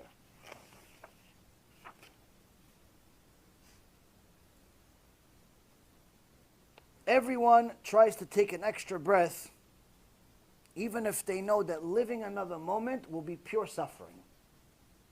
I can tell you from my own personal experience, for anyone that knows my personal story, we're not going to go through it at all, But despite the fact that I told you guys that after the first surgery, I was begging my wife and my mom to kill me. I was begging the doctors to kill me. And if there was a plug, I would have pulled it myself. The reality is, I still continue to breathe. Now, even though the next 62 days were of massive pain, massive, horrible, nightmare pain, my own version of Gehinom in this world. Obviously, after I read about Gehinom, it's nowhere near. It's not even the lowest fire. But nonetheless, it was my own version of Gehinom. I still continue to breathe. Why? You still want to live. Now, someone that's on the deathbed, someone that's suffering for 7 years, surgery after surgery on a monthly basis, I became an experiment for studies. Became an experiment. They started experimenting on me. They say, no, we have no idea what's wrong with you. You have things that are not connected to the surgery. You're crying of pain of something that's not even connected to the surgery. We have no idea what's wrong. Let's start experimenting. It's free. Good price. But nonetheless, I continued. Why did I continue? It's suffering. It's painful. Why? Because everyone wants to live. Even the guy that commits suicide. The second he jumps off, he wants to live. The second he jumps off, he realizes it's a mistake. How do I know? People that tried to commit suicide said it. One guy that actually jumped off of the bridge in the Golden Gate in San Francisco. He actually survived. Jumped maybe 5-6 years ago. He's one of 2 people that ever survived jumping off the Golden Gate. He said himself, there's a video online of him, young guy, maybe your age, my age. Young guy, probably younger even. He says, my life was horrible. My life was miserable. I hated it. Obviously, you hated it. I mean, you weren't exactly happy if you're jumping off a bridge. But the second my feet left the bridge, I regretted it. The second they left, I said, no! The second I left, everything flashed in front of my eyes and I realized it was a mistake. Why? Everyone wants to live. The fact that you want to live, that's the reason why you have to pay the bill, for the full fence. Any sin you make, you will have to pay. Now, we haven't gone to the graphic stuff yet. We will shortly. For anyone who doesn't know, this is a shiur about Gehinom, so it's not going to be the pretty nice stuff like we try to. But nonetheless, it's all things that are in the Torah. So far, we've provided sources of where Gehinom is in the Torah. Ultimately, the end of the Mishnah says you will be destined. Ultimately, this whole thing, this whole point of your life is to know that at the end you will have to pay the bill. You have to give an account. Before who? Before the king who rules over all kings. The Holy One, blessed is He. In Psalm 139, verse 7 and 8, King David says to Hashem, where can I go? How could I run away from your spirit, in so many words? Where can I flee from your presence? If I go to heaven, if I ascend to heaven, you're there. If I make my depths to the lowest depths, if I make my bed to the lowest depths, meaning if I go inside Gehinom, behold, you're there too. Can't run away from Hashem. That's the point. So, now, the Sfarim HaKadoshim made it a point that we realize that Gehinom is very much a subject that people need to know about, because that is the one way that if a person understands it, even if it's once in their life, they learn about it, they understand it, they can meditate on it, they can think about it at one point or another, especially before a big sin, especially before they make the mistake of their life, especially before they go in a wrong direction. If they understand this and believe it, this is the type of information that can keep you away from the Yetzer Hara. So we'll go over it, some of the stuff that we haven't yet, and B'ezrat Hashem, give you a little bit of a better understanding.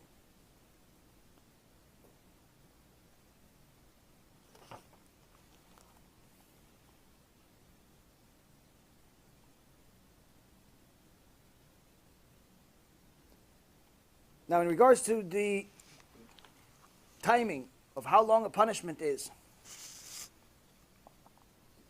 as I said before, Kafa Kela, which comes before Gehinom, has no limitations, and neither does Gehinom. Different punishments have different timings. In the Gemara Masechet Sanhedrin, page 106a, they say that Doeg and Achitofel both knew an enormous amount of Torah. How much Torah? They were Gedolei Ador, giants. Giants. They're still in Gehinom. And they're not leaving. It's been a few thousand years now. Where do we get it from? Psalm 55, verse 24. V'ata Elokim toridem lebe'er shachat. This is one of the names of Gehinom, is the well of destruction. And you, O Lord, you shall cast them down into the well of destruction. Men of bloodshed and deceit, which is referring to Doeg and Achitofel, the enemies of David HaMelech. They shall not live out half their days. Another one that knew a lot of Torah, Yerovam ben Navat. Yerovam ben Navat, the Gemara Masechet Sanhedrin, page 103a and b, talks about him. How much Torah did he know? This is someone that used to be righteous. Everyone thinks he was wicked from birth. He wasn't. How much Torah did he know? He can give you commentary on anything you want in the Torah. Anything. 103 different commentaries. Pick any pasuk. Any pasuk. Any verse. Any Gemara. Any Mishnah. Anything you want, I'll give you 103 different understandings. The Vilna Gaon that lived less than 200 years ago, the Chachamim say Hashem only showed us the Vilna Gaon just so we know what someone that was a Rishon was, which is just a few hundred years before him. What was the Vilna Gaon? The Vilna Gaon was so holy that angels will knock on his door every single day, asking them if he would learn Chavuta with them. So one day, a student sees him crying in prayer, crying. And then at the end of Amidah, he's laughing. Ha ha. Says, Kvod Harav, Lamdeni, teach me, what happened? You were crying the whole prayer, 20 minutes you're crying in Amidah, not like us, 2 minutes. 20 minutes he's crying in Amidah, and at the end you're laughing. What happened? He says, listen, every day these malachim, these angels come to me, they knock on the door, hello, we want to learn Chavuta. I said, no, I don't want to learn Chavuta with you. Why not? I don't get the same schar, I don't get the same reward for learning with angels. I want to learn myself. But yesterday, they sent me these nudnikim, these angels that were like annoying. They wouldn't stop knocking. So I opened the door, I said, okay, what do you want? What can you possibly teach me? They say, pick anything you want in the Torah.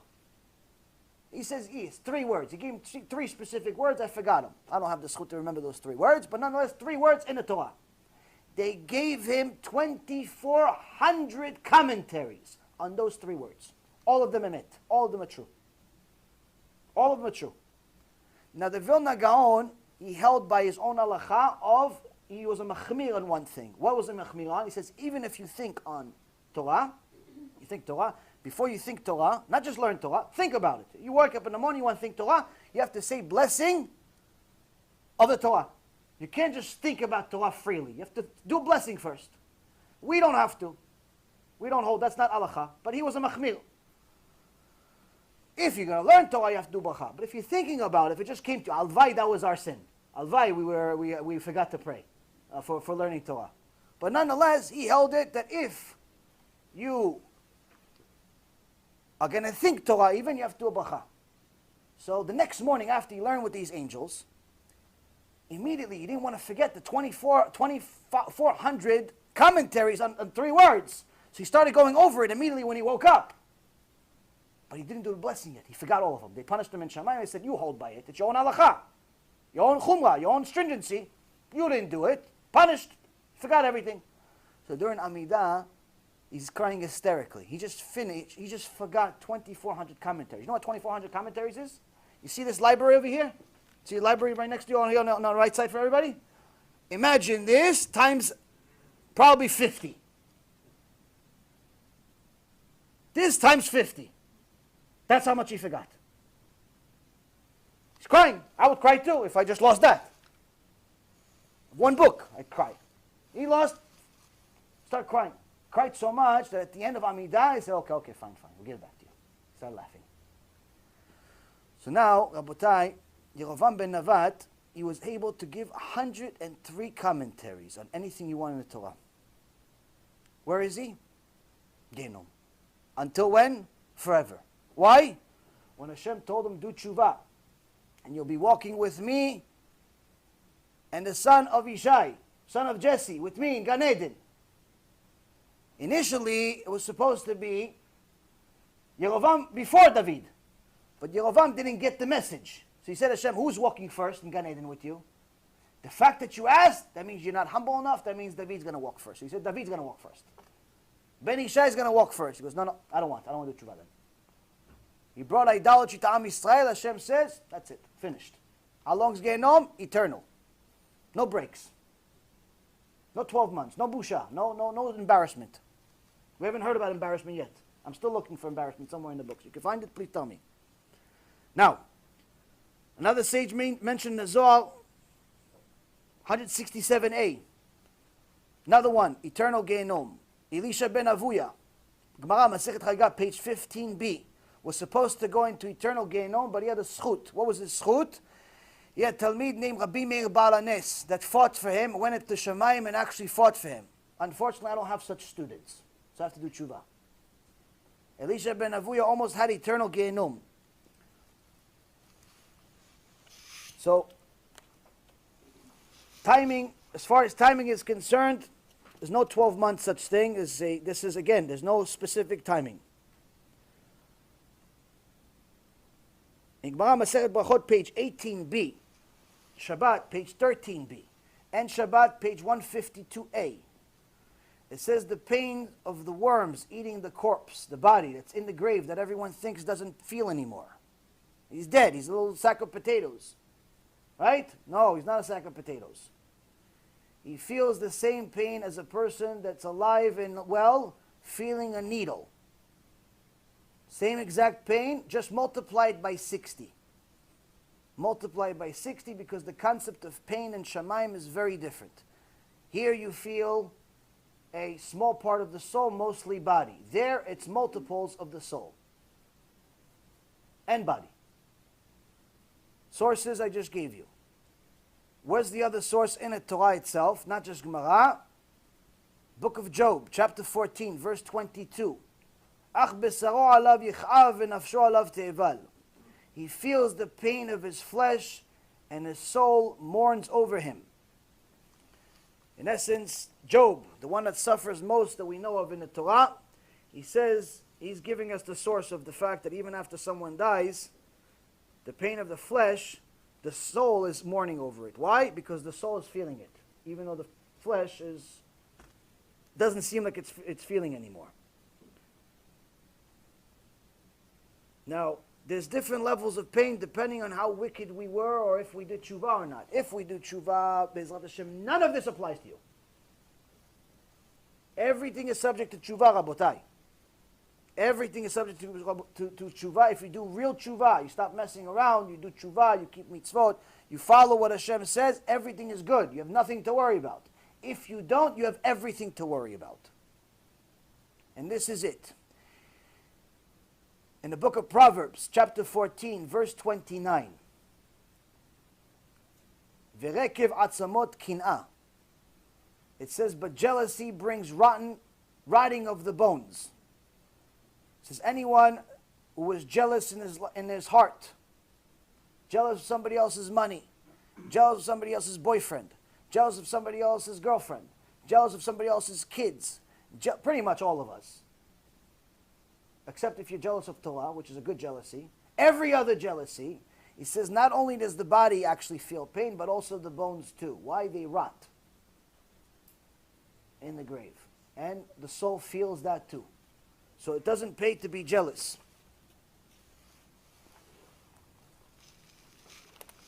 Now the book of Jeremiah, the book of Lamentations, chapter 3, verse 39. The prophet Jeremiah says, Ma'it onen adam chay gever al chatav. What is a person, a living person, complaining about? Everything that's happening to him is his own sins. Why? You complain you had a flat tire? You complain you have a headache. You complain you don't have any money. You complain you have bayot and shlom bayit. You complain you have bad kids. You complain this. Why are you complaining? Jeremiah is telling why are you complaining? Everything is from you. You did it. You complain that the bones are going to rot. You did it. You complain that Gehinom. You did it. Anything you complain. You did everything. Don't complain. Or do tshuva.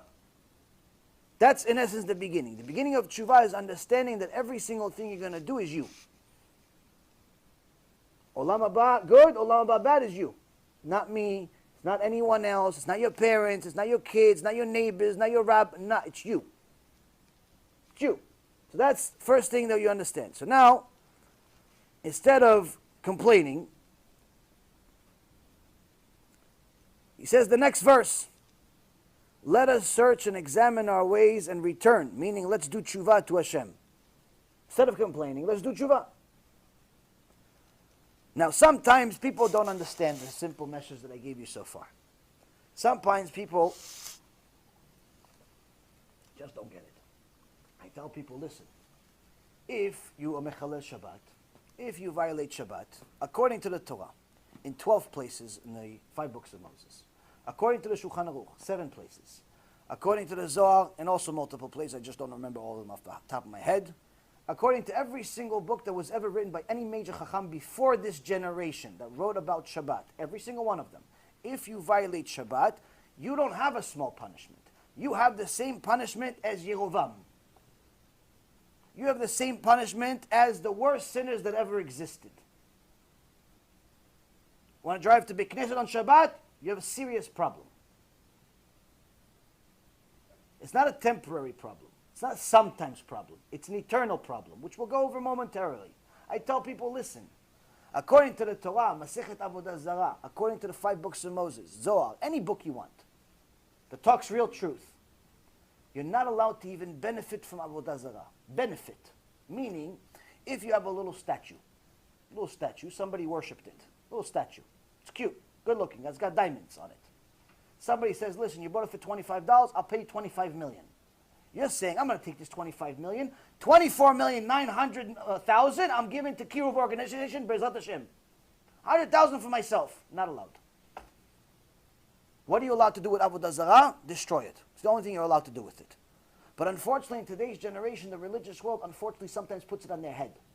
Why? Because every single one of these wigs that's coming from in the market that's called kosher, we verified. We have people in India. It's not I saw a movie. It's not I saw a movie. We have people in India. They checked. They're Indian. They went to the temples themselves. There's no such thing as kosher wigs. It doesn't exist. Which means all wigs, according to statistics, are coming from Avodah Zarah. You have a wig on your head, you have a problem. They don't like me. So right now we're going to New York in a couple of weeks. One rabbi says, no, don't bring him to our synagogue. Don't bring him to our synagogue. Why don't bring him to our synagogue? He's a famous speaker. People do tshuva. Ishtabach shemo la'ad. Thousands and thousands of people are doing tshuva from some guy that was a mechalel Shabbat a few years ago. Why can't I bring him to our shul? Why not, Kvod Harav? Oh no, he said something bad about wigs. But is it made up? Did he make it up? Is it his opinion? Doesn't make a difference. My wife wears a wig. That's what he says. My wife wears a wig. Don't bring him to our shul. If it's true, it doesn't matter even if a donkey came in here and says, guys, keep Shabbat. Donkey came here and says, keep Shabbat. Verse, Parashat Kitisa, Parashat Yoshi, anything you want. Says a verse. Doesn't matter if it's a donkey. Doesn't matter if it's me. Point is, I tell people the truth. They don't like it. Like I made it up. So sometimes you tell them the truth, it's not enough. So that's what this shiur was for. It's going to give you the outcome of what if you don't listen. The Chafetz Chaim, alav shalom, he had a special type of vidui. You know, yidu chatanu, avinu, pashanu, a special vidui for himself. And he would talk to himself as a third person, of what's going to happen when he dies. And this is what he did. Israel Meir, you don't feel good. That was his name, Israel Meir. Israel Meir, you're going to bed, sick. Israel Meir, a few days passed, your sickness is getting worse. Israel Meir, students and friends are coming to visit you. He's talking to himself. One of his students saw this. People coming to visit you. Say goodbye. But Israel Meir can barely speak. Oh, and now he can't see. Oh, he has to say goodbye to everyone. Oh, it was announced, Israel Meir, that the Rosh Yeshiva, Israel Meir, died. And many people are coming to Radin, where he lived, to his funeral. And they're pushing each other at this. And now they bury you, Israel Meir. And they throw you in the grave. And then they leave. And they left you alone, Israel Meir. Oh, and now the angels came. Now you have to deal with them. This is a person that didn't leave Torah. This was his vidui. He would start talking about what would happen to him once he's in the grave. We don't have to do it every day like him. We're not Chafetz Chaim. Just do it once. Maybe it'll help you stop sinning. Maybe it'll help me stop sinning.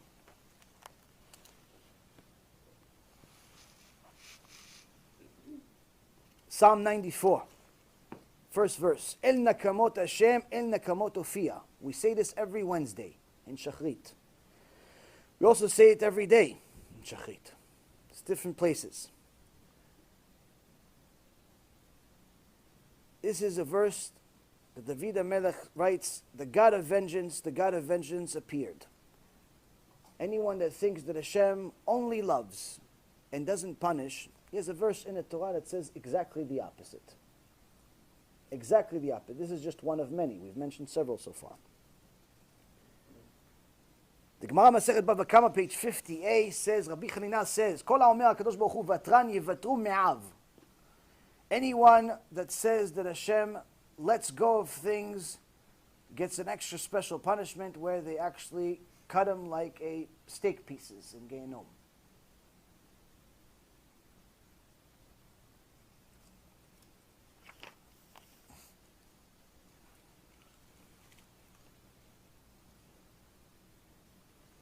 Now,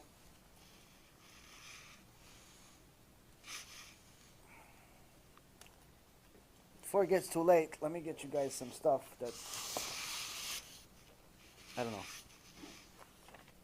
It's hard to say, it's hard to do, but nonetheless it's true. Yeah, me too. Me too.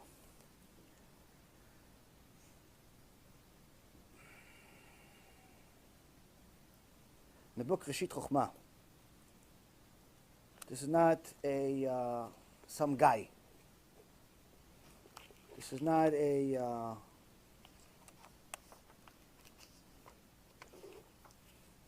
thought. This is not an opinion. This is not a something that may be wrong, may be right. This is it.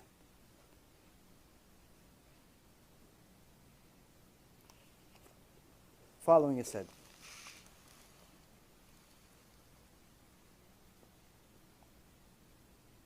חמישה מיני אש יש בגיהנום, אש אוכלת ושותה, שותה ואינה אוכלת, אוכלת ואינה שותה, לא אוכלת ולא שותה, ויש אש אוכלת אש. Gehinom has 5 different fires. The concept of fire here is nothing. There's 5 different fires. One fire that eats and drinks. This is spiritual, Kabbalistic stuff we're not going to get into of what each and every single one of them means, because then the shiur will be 100 hours. Shota ve'ina ochelet, drinks but doesn't eat. Ochelet ve'ina shota, this is in essence the significance, power of different parts of the fire. One fire is 60 times, the lowest level is 60 times worse than this world. 60 times worse than this world, the lowest level. Then there's a fire that's able to get in the way of that fire. What's the example? Example of literally a fire that could make another fire go out. But the highest level of fire is the fire that lo chel v'lo shota. I'm sorry, that Esh Ocheret Esh. Esh Ocheret Esh is a fire that literally eats another fire. We learn this from Avraham Avinu. Avraham Avinu was thrown into the bowl, into the hole over there. It was so horrible that the people that threw him, they went on fire. People that threw him, they went on fire. They died, but nothing happened to him. Why? Because the Malach came to Hashem and said, Hashem, let me save him. I'm the fire. Gabriel was the fire. He goes, no. He's one, I'm one. I'm going to go. I'm going to use my fire. What's this fire? Fire that takes out any other fire. Meaning that he was in fire, but the fire of God. Fire that there's no other fire in the world that you can remotely imagine. But nonetheless, there's different types of fire. We haven't gone to the busha section. We still haven't gone to the shame section. We're still on fire so far. 2 hours into it. Now, yesh bagechalim ke'arim. There are certain coals in Gehinom that are the size of mountains. V'yesh bagechalim ke'gvaot. There are certain coals that are the size of hills. Hills. V'yesh bagechalim ke'yam melach. There are certain coals that are literally like the Dead Sea. V'yesh bagechalim ke'avanim gdolot. There are certain coals that are the size of boulders. You go to the beach, there's always like a section of boulders over there. There's some coals that are like, that's the smallest ones. Little baby ones that are still heavier than this room. That's the baby ones.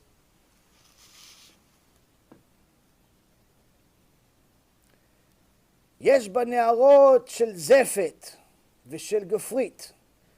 There are rivers of tar and sulfur. מושכין ורותחין רתמים רתמים.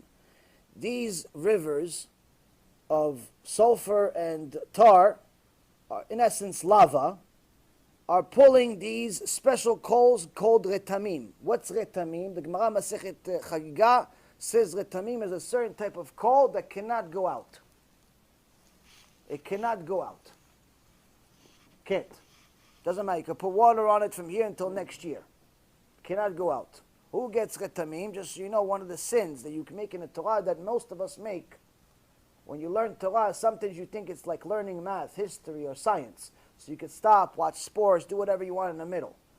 Gemara Masechet Chagiga says, Rabbi Shimon Bar Yochai says, someone that stops in the middle of learning Torah and starts doing something stupid, just talking to, hey, so what's the score?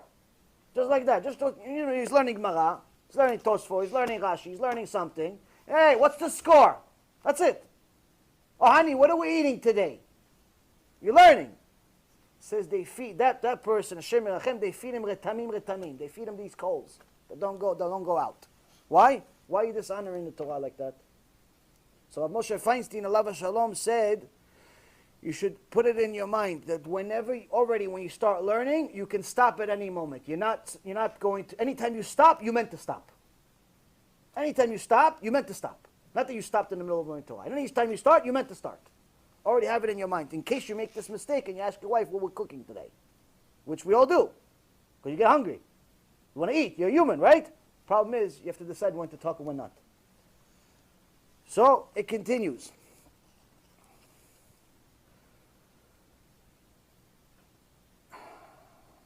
גזר דינו של רשע, מלאכי חבלה דוחפים אותו על פניו, ואחרים מקבלים אותו מהם ודוחפים אותו לפני אור של גיהנום, ופוערת פיה ובולעתו, שנאמר, ישעיה י"ד, הרחיבה שאול נפשה ופערה פיה.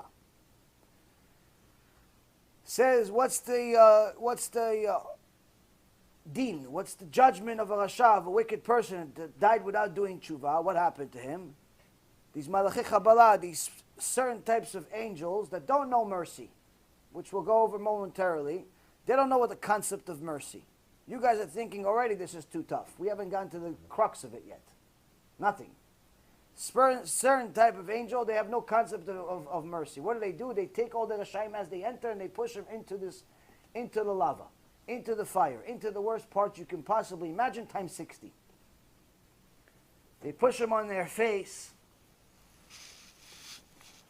and then there is ones that are waiting for them in the fire, waiting for them in the pit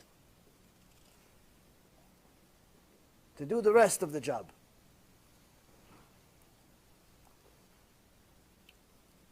And he used the verse from Isaiah 5:14 that Gehinom continues, that Gehinom opens its mouth. Opens its mouth, meaning it continues to expand as more and more people come. Gemara Masechet Megillah asks, how big is Gehinom?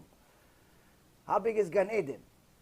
Gan Eden is 60 times the size of earth. How big is Gehinom? No size. Why? It continues expanding. Continues expanding. Hashem Yerachem.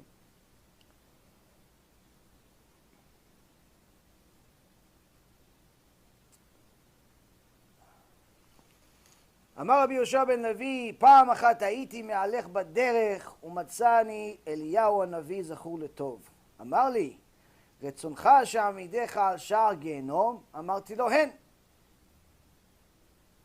One time, Rabbi Yoshua ben Levi says, one time I was walking and I saw Eliyahu Navi.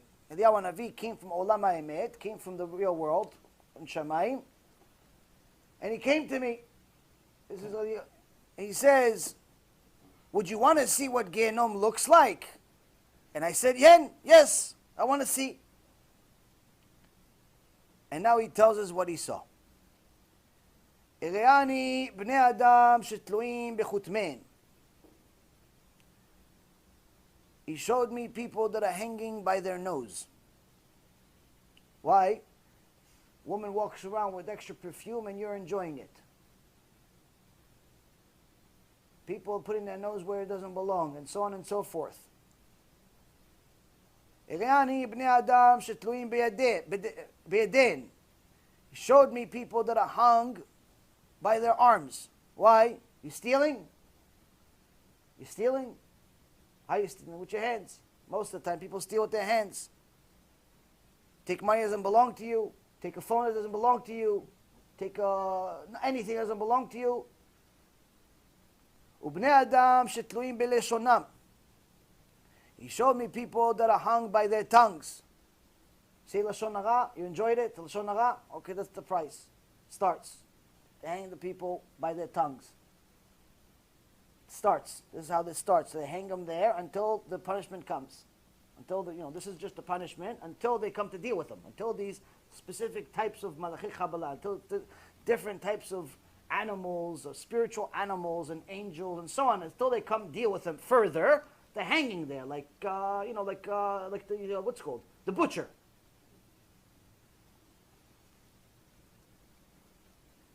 Say Lashon Hara, that's how they're going to hang. ובני אדם שתלויים ברגליהם, people that are hung by their legs. וראני נשים שתלויות בדדיהן. He showed me women that are hung by their sex organs. Oh, you wanted to show cleavage, you wanted to show your butt, or you want to show this, you want to show that? Fine, no problem. They'll show you that too. What do you think? God didn't mind? No problem. Coming soon. Coming soon. People think, no, it's not relevant to this generation. Everyone's not modest. Everyone's not. Look, everybody's naked. In New York, it's 3 degrees. They're still naked. It's 3 degrees. There's people are like considering going to like a different planet, but they're still walking around naked. They want to show their body. No problem. In Gehinom, they also want to show your body. Why? There's no Yetzirah there.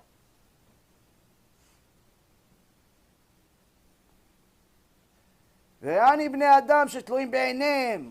Showed me people that are hung by their eyes. All those eyes that followed things that didn't belong to them, other people's wives, other people's husbands, other people's stuff. You looked somewhere else, doesn't belong. ראני בני אדם שמאכילים אותם בשרן. He showed me people where they feed them their own flesh. They cut them. Certain people that were greedy. Certain people that did not want to give what Hashem provided them. Hashem gave them 100,000. Instead of giving maaser, they gave $100. Felt like they were tzaddikim. Hashem gave them some, they wanted more. Hashem made Madoff. Madoff has not just a jail here. He has jail over there also. It's just a little different. All these greedy people that want more than one that belongs to them, this is what they do. They say, oh, you want more? No problem. We'll feed you so much, you'll eat yourself. They cut them up into little pieces. They cut their toes, one little toe at a time, just to make sure. So, you don't eat the whole thing right away. Make sure you eat the whole thing one at a time. And then they start feeding him his own toes. Start feeding him his own arms. Start feeding him his own legs. And he cannot die there. He cannot die there. Like you think now, oh, well, the guy loses blood after 20 minutes. He's dead. There's no death there. You're already dead. Like I said, pain times 60. Just the beginning. He showed me people, they take these gechalei retamim, these coals of retamim, and they feed them. Why? What'd you say things? You said some nice things about the rabbi, you didn't like his lectures? No problem, we'll give you something to chew on. What'd you say? Instead of divrei Torah, you want to talk about basketball in the stock market? Bitul Torah? No problem, we'll give you something to chew on while you talk about it. Go ahead, tell us. Tell us. Oh, what'd you do? You wanted to eat extra? You wanted to have not Suda Shlishit. You wanted to have 9 Seudot? No problem. No problem. We'll give you something else to eat. Give you something else to eat. Depends why you're eating. If you're eating for koach b'Torah, if you're eating to have strength to learn Torah, enjoy. Rabbi Lazar ben Rabbi Shimon Bar Yochai wrote the Zohar, his son, Rabbi Lazar ben, was a giant. As a little boy, one of the Chachamim says to Rabbi Shimon, your son, it's big. He goes, no. My son, I feed him. I feed him that much. Why? Because look at him after he finishes eating, look what he does. He studied for 24 hours straight. All of the power from the steaks and the juices and the this and that, it's all for Torah. It's all for Torah. He's not eating because he can't stop eating because he wants the steak and the glida and the this and the candy and the this. No. He's eating for koach of Torah, for strength of Torah. That's mitzvah. You're eating for that? No problem. You're eating for pure desires? You have a problem. And they're going to give you more to eat. Just taste a little different than Gehinom. Taste a little different.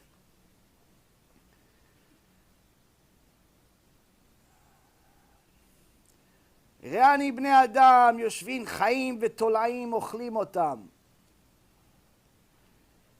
He showed me people that are sitting there and the maggots and worms are eating them.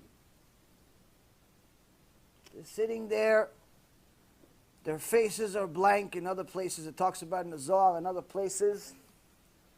Their faces are blank and the maggots are coming in and out of their body. They can't move, they can't do anything about it, but they feel it and they're screaming and they're yelling because their flesh is being eaten by the second.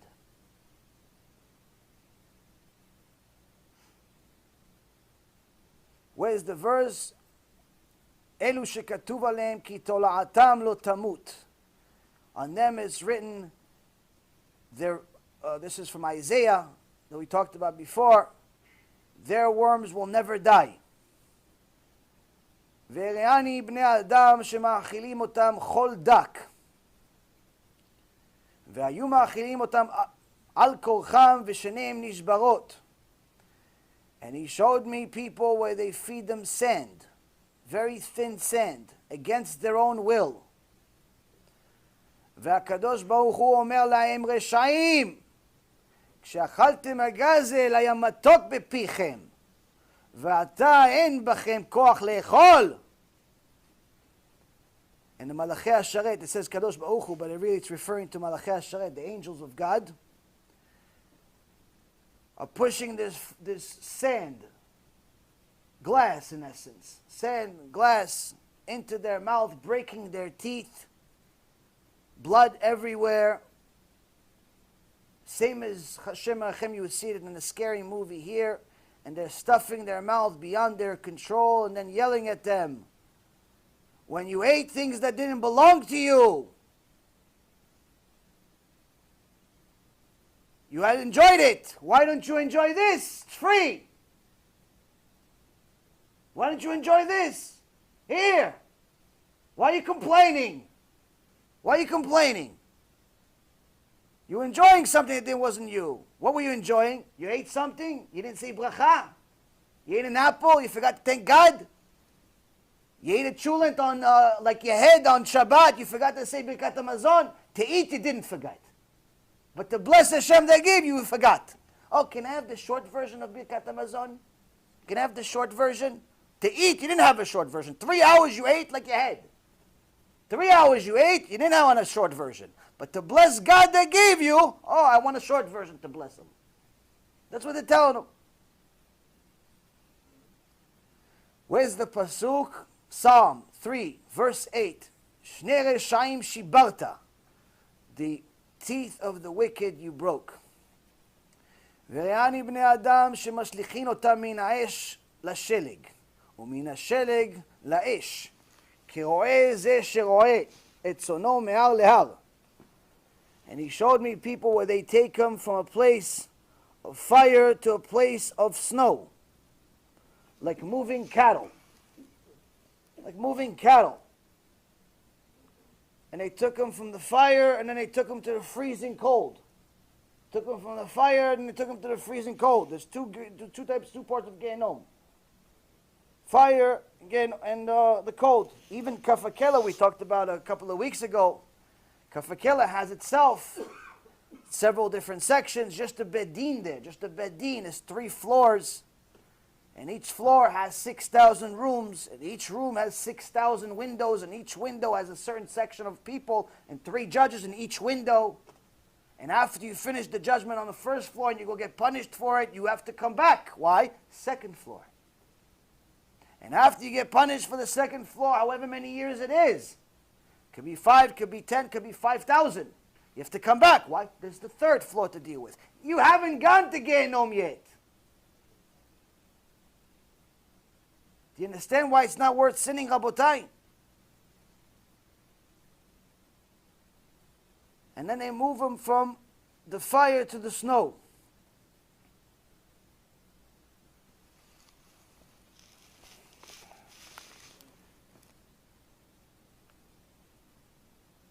Rabbi Yochanan says, Kol malach u'malach memune li'ipara onesh avera achat. Every single angel is designated for a person for one of their sins.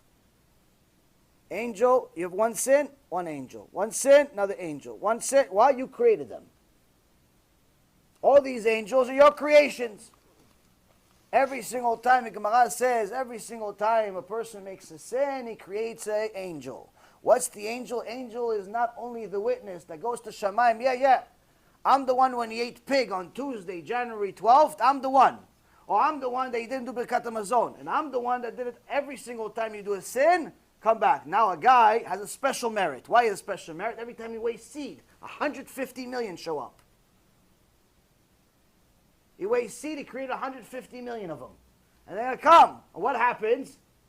They're not only the witnesses. When a person's neshama leaves his body, they're also the ones that punish him. Now, specifically when it comes to wasting seed, these neshamot that a person created, they want to rip him in half. They want to rip into little pieces. And this is what it says over following. Ve'olichu.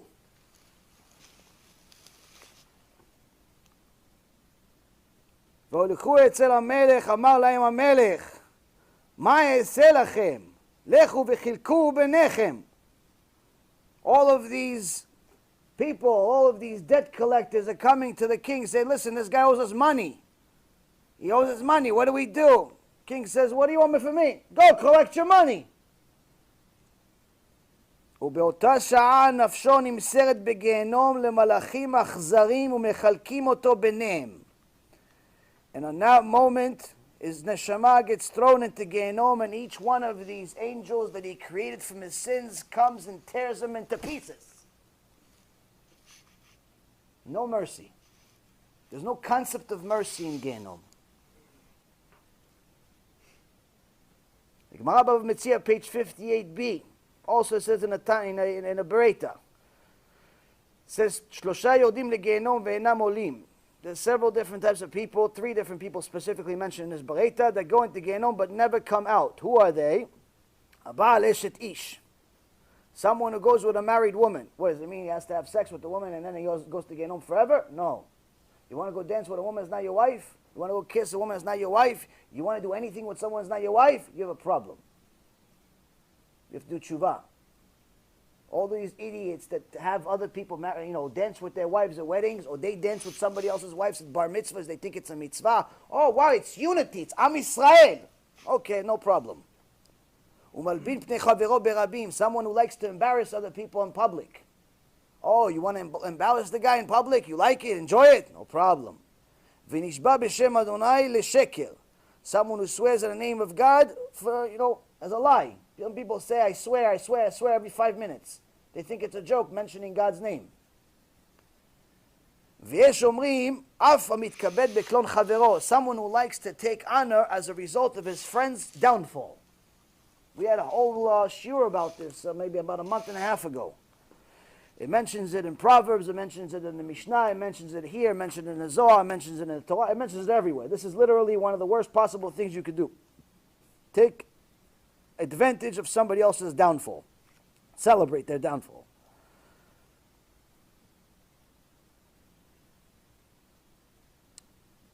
Now, just because somebody arrived at Gehinom does not mean that they are fixed right away. Why? Because they still have the same nature. It says in the Gemara that people that even at the gate of Gehinom, they don't do tshuva. The Chassid Yavitz, which remember I told you he's the one that suffered an extraordinary amount of suffering in his life, but he was one of the Gedolei Ador. In Migaloz, Bet Midot, Masechet Gehinom, in his book, Migdal Oz, Bet Midot, Masechet Gehinom, Ot Chet, Ot Yud Chet. It says, how does it say that people don't even do tshuva at the gate of Gehinom? How's it possible? The Yavit says, no, the Reshaim up to the gate, they don't do tshuva. Once they go into Gehinom, everybody does tshuva. Everybody does tshuva inside. But unfortunately, they don't change their nature right away. If there were thieves in this world, there are thieves over there. It says here, and some of them, when they take them from the snow to the fire, and the fire and the snow, notlin sheleg v'notlin tachat b'tchichyan, they take some of the snow and they put it on their armpits. Why? Hopefully it's going to cool them off when they're in the fire moments later. V'akadosh Baruch Hu omer lahem, the angels of Hashem, say to them, Reshaim, oy lachem, she'af b'gehinom atem gozlim. Even in Gehinom you're thieves. Even in Gehinom, you're still thieves.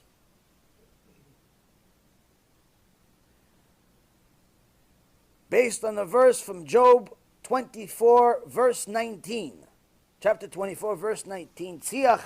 Gam chom yigzelu mimei sheleg sheol chatau, klomar af b'sheol chatau. In essence, the verse is saying that even in Gehinom, they sin. Even in Gehinom, they sin.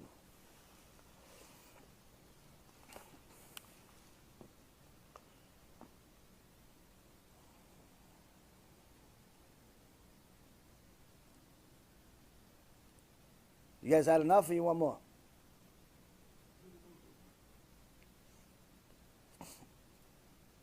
In the Zohar Chadash, they give details of each mador. Each one has a different name. The first mador, the first part of Gehinom is called bowl, like a hole. What kind of hole? Similar hole, like for example, the tribe threw Yosef HaTzadik into a bowl, into a hole. Bowl she'en bo mayim aval nechashim ve'akravim yesh bo. A hole that has no water but has scorpions and snakes. Kach hamador hazeh hanikra bowl. Kitot shel malachei chabala ke'en nechashim usrafim asher en lahem lachash. So this is a place where you have all these different types of snakes and types of creatures that torture the people. Now who is in control of it? Shlosha mimunim, shlosha begehinom, sholtim begehinom. 3 are generals of Gehinom under the leader. Who is the leader? Mitachat yad Duma. Duma is the name of the leader. And what's the name of the 3 generals there? Their names are Mashchit, Af, Vechema. Mashchit, Af, Vechema. Now, where do we see this in the Torah? In the book of Deuteronomy, Parashat Ekev, chapter 9, verse 19, Moshe Rabbeinu says to Am Yisrael, I was terrified from the face of Af and Chema. Now, Af also literally means wrath, and Chema means blazing. But in reality, he says, I went up there in Shemaim, and I saw the leaders of Gehinom, and I was petrified of them. This is Moshe Rabbeinu. We're not scared of God. He was scared of them. Do you understand? Difference is, he knows. We're still clueless. So, Hashem, hopefully this helps us become somewhat of a clue. And every other demon, not demon, any type of ruach or different mashchit being that is a destroyer over there is under these three leaders that are under this one leader named Duma.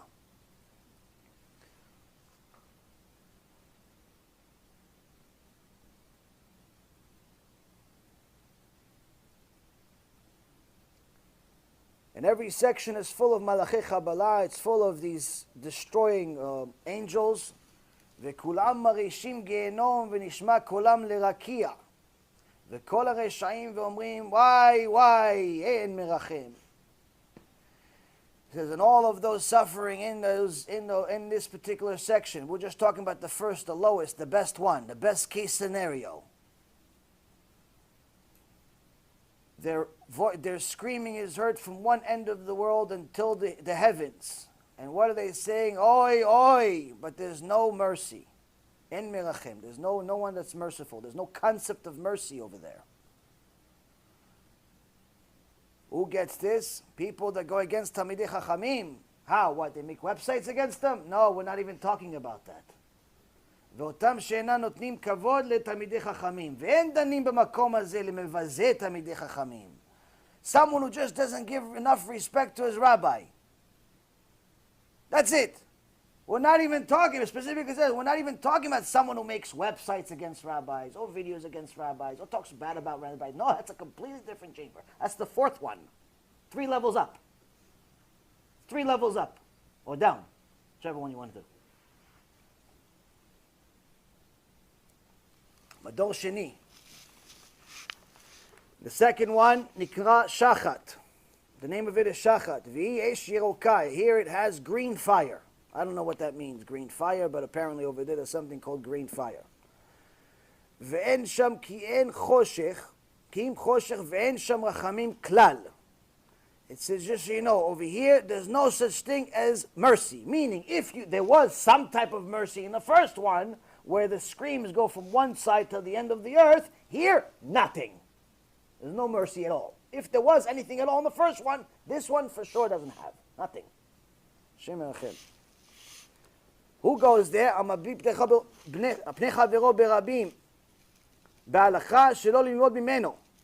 Someone who embarrasses another person and tells people, don't learn from him. He says scary stuff. He has shiurim about Gehinom. He has shiurim about wasting seed, about Mechalel Shabbat, about wigs that are not kosher. He says things that are Torah, but he's scary. Don't learn from him. המתכבד בכלום חברו והיודע שחברו ייכשל בהלכה אחד והם בעיר אחת ואינו מודיע קודם שייכשל וישמח הוא או אחרים. Says someone who knowingly lets another person fail in certain halakha and sin, and he's happy. Why he's happy? Oh, see, he doesn't know what he's talking about. Yeah, but you could have told him. You knew that he's not allowed to do this. You knew that he was about to do it. You still let him sin. What is it relevant to?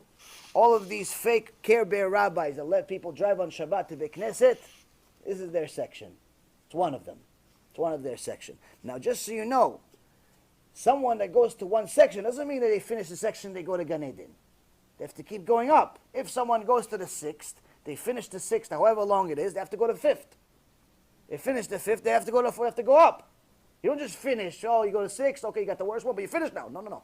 5, 4, 3. Just like you counted the money you stole in this life, you have to count in Gehinom too.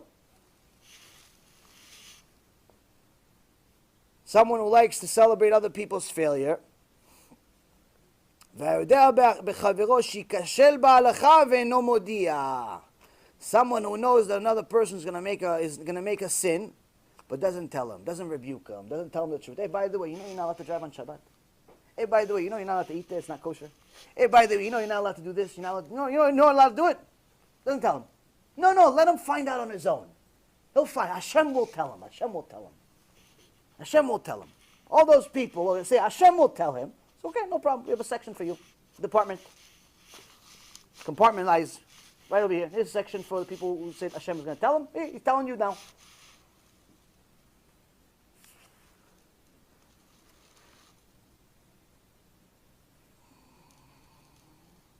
Now all those that think, oh no, this is just for people that died 7 years old without doing tshuva. No, רבותיי. וכיוצא בזה נתבהר שם בתינוק, אחד שהיה מבייש את רבו בקושיות ונענש. There was a baby, not literally a baby, but someone that's a young kid, someone that's even under bar mitzvah age. They used to ask his rabbi questions knowing that he doesn't know the answer. Just to bust his chops. He liked it. He liked asking his rabbi, knowing he doesn't know. He didn't go to another rabbi. This rabbi doesn't know anything about science. You know, not every rabbi is an expert in science. Not every rabbi is an expert in halachat Shabbat. Everybody's an expert in everything. He knew this. Still a kid. He's not an idiot. He's a kid. He knew. But still, look, he doesn't know. Look, the teacher doesn't know. So we don't have to do it. The teacher doesn't know. We don't have to do it. Okay, he has also a special place. He also has a special place. But he's less than 20. Yes, he's called baby too. In there. He's called baby.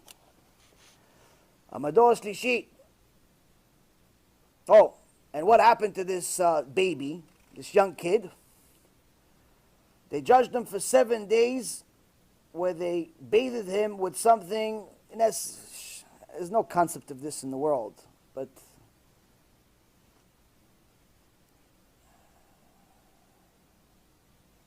they bathed him, body parts, and in essence every day they add another body part.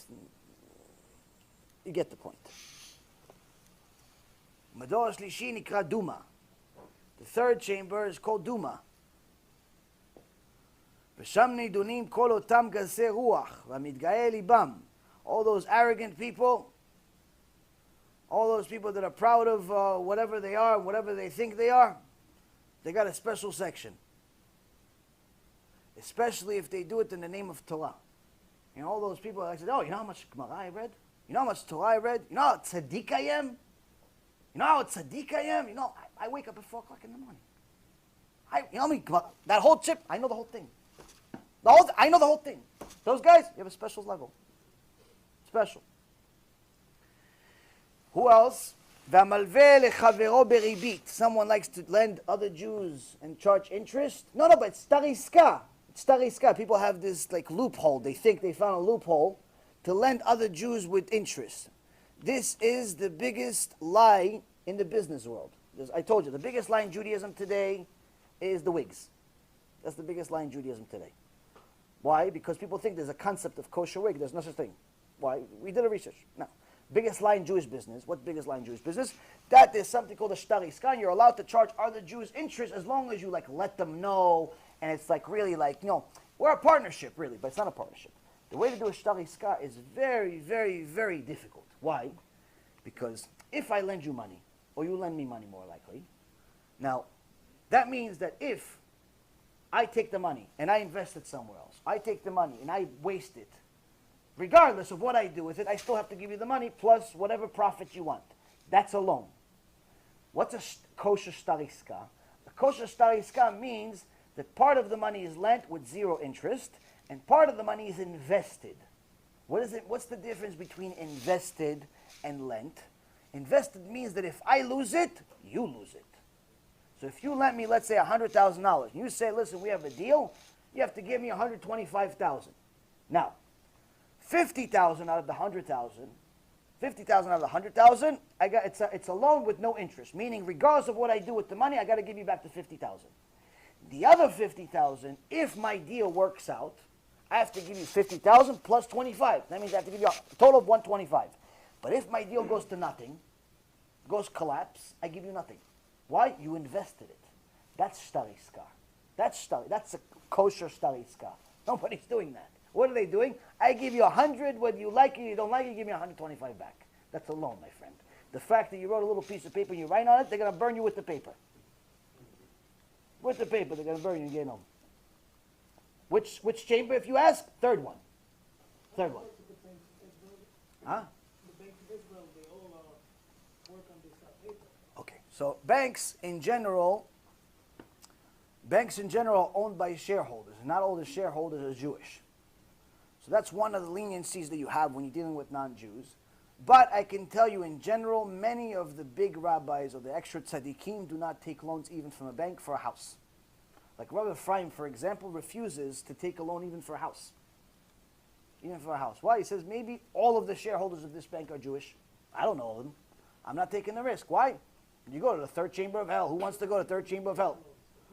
Take loans and give loans.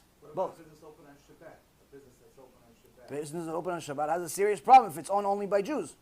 If it's only owned by Jews. If it's owned by Goyim, there are certain leniencies that you have, but the reality is that the Jew cannot benefit. The Jew cannot benefit out of any work that's made on Shabbat. Any work whatsoever. So if, let's say, for example, you have a partnership, one Jew and one Goy own a business.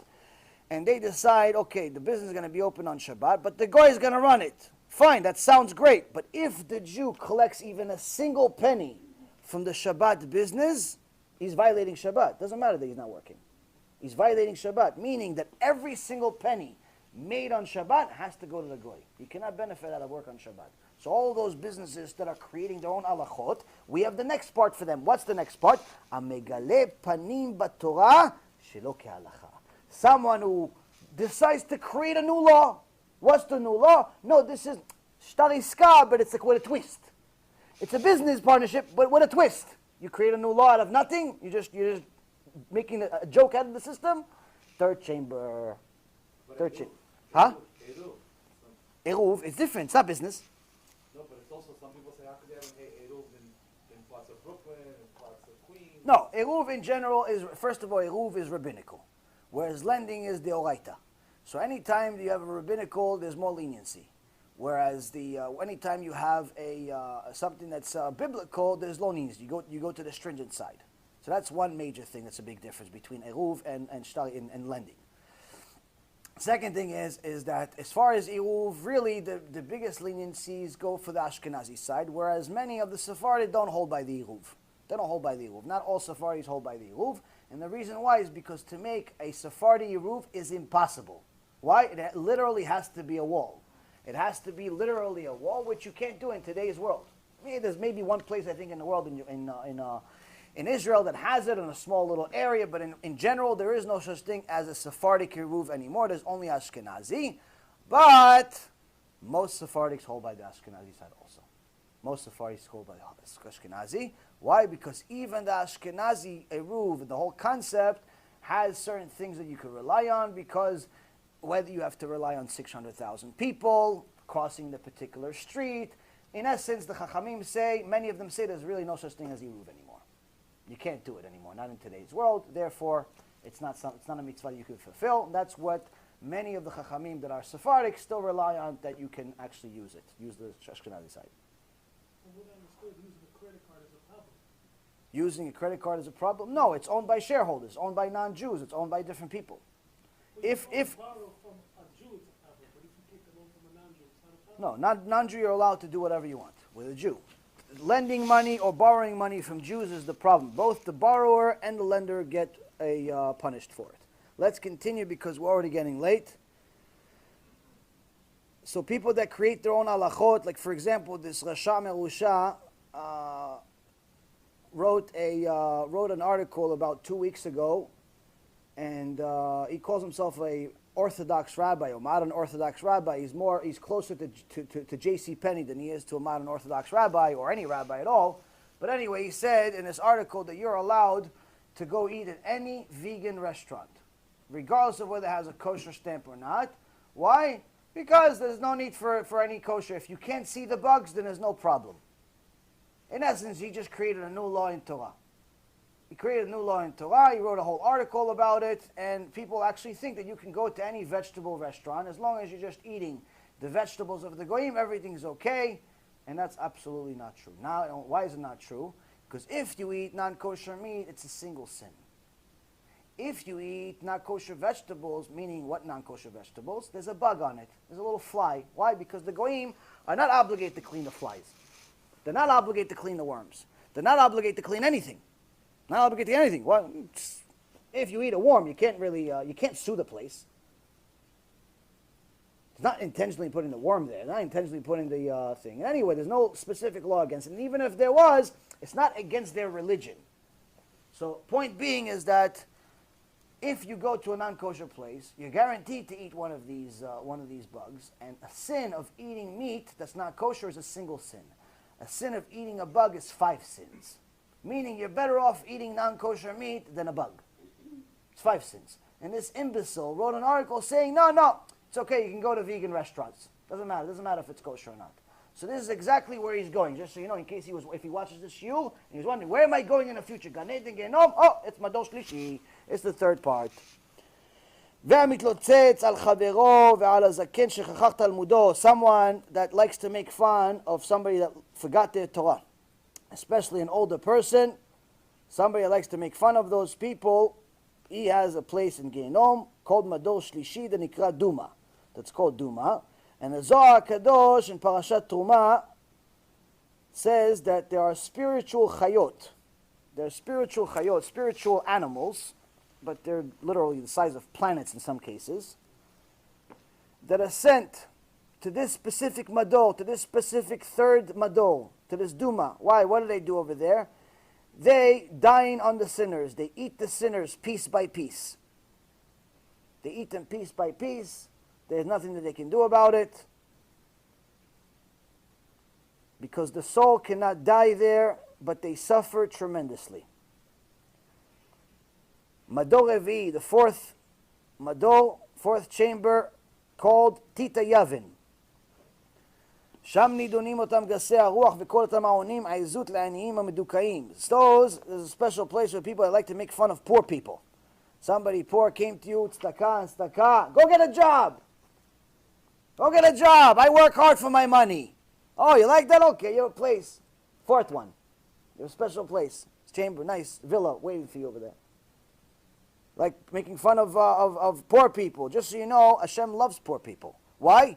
The reason why all the other people go to Gan Eden is usually because of the poor people. Why? You gave him tzedakah.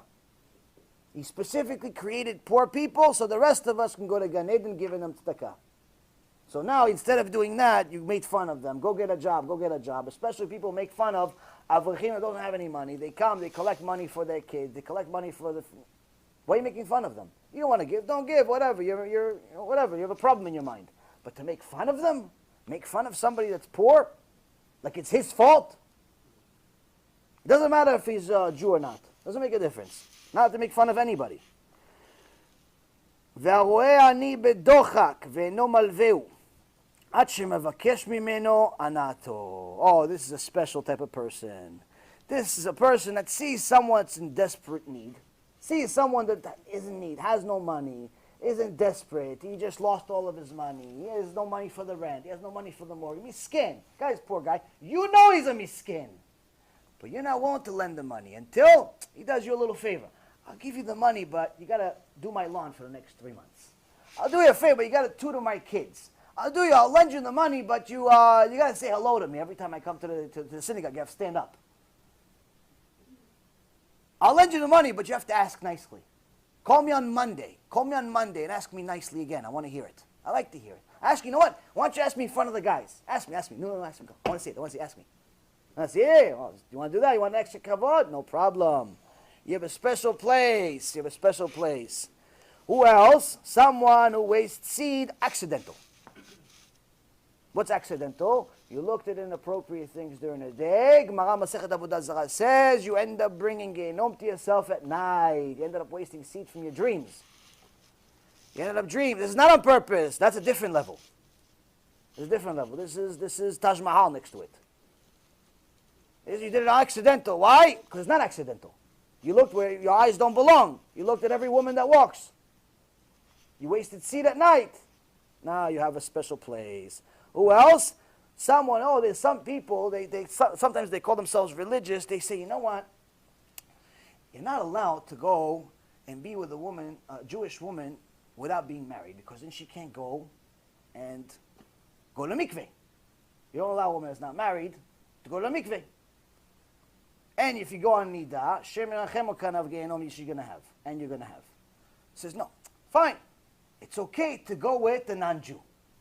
Some people have this thought that Jews are allowed to go with non-Jews as long as they're not married.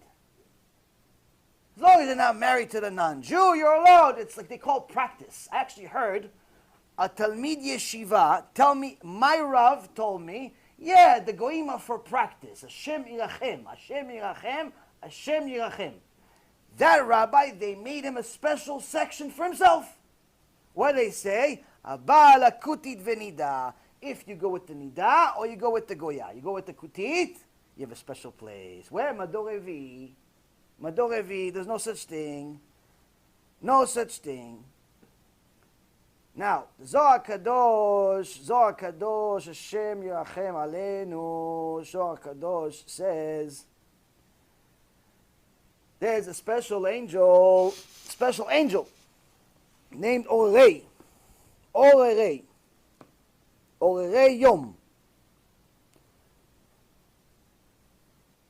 that has a special mission in this Mador. What does he do? All those people that get upset, they get angry, and they lose their mind, and they start cursing even themselves. Or they start swearing, I swear I'm not going to do this anymore. I don't start losing their mind, start saying even things against themselves, because mamash, they lost their cool, they lost their speech, they lost everything. He says, oh, he has a special mission to deal with them. Where? In this specific Mador. But that's not the part I was saying Hashem Yerachem. What was I saying Hashem Yerachem? There's a special snake called Karaton. Karaton is the one that was also created in creation, similar to Leviathan. Leviathan, which we're going to eat when the Mashiach comes, this is the bad version. Karaton is the one that eats people, or eats their flesh and their skin and all types of horrible, awful things in this specific Mador. Fourth one.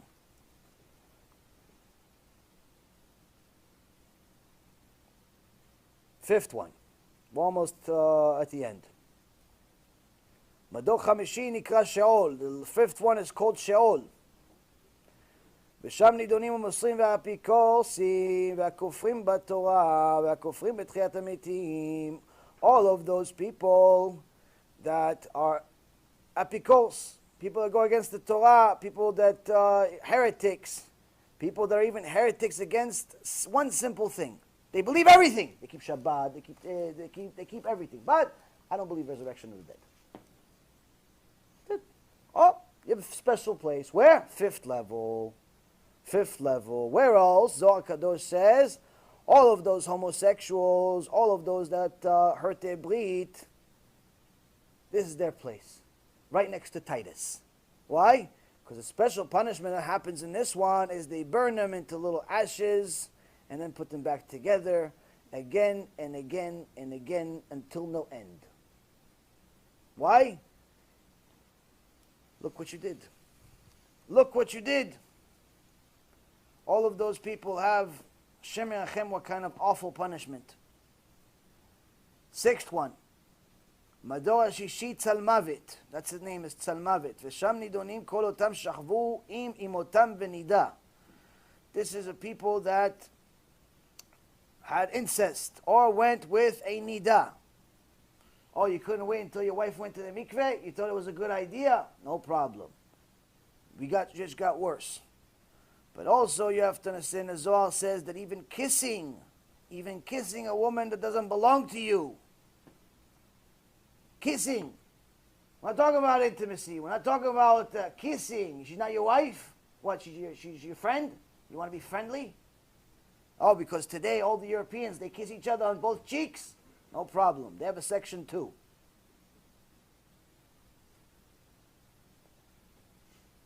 Women that dress immodestly. They always asked, what about immodesty? You haven't mentioned it yet. Yeah, because they're in the worst one. Why are they in the worst one? You dress in extra tight clothes? You want everybody to see what your body looks like even when you're not wearing clothes? You want everybody to see what you look like? You want everybody to look at you? You want attention? You want attention like a little baby, like my 10-month-old? No problem. You have the 6th level. You'll get a lot of attention there. Tons of attention. Tons of attention. And I also heard the Mekubal Rav Shani. He said this is where the wigs go. This is where the wigs go. This is the section for them. This is the section for them. You have a problem, call him, he'll answer you. He's still alive, Baruch HaShem. He's one of the Mekubalim of this generation. And there's a Maaseh, there's a Ben Ish Chai. There's a Ben Ish Chai who masaret nefsho. He took his soul out of his body. He took his soul out of his body and he saw what happens in Gehinom. He writes in his book. And he met 2 people. Both of them were decreed to go to the 6th madul, to the 6th level of Gehinom.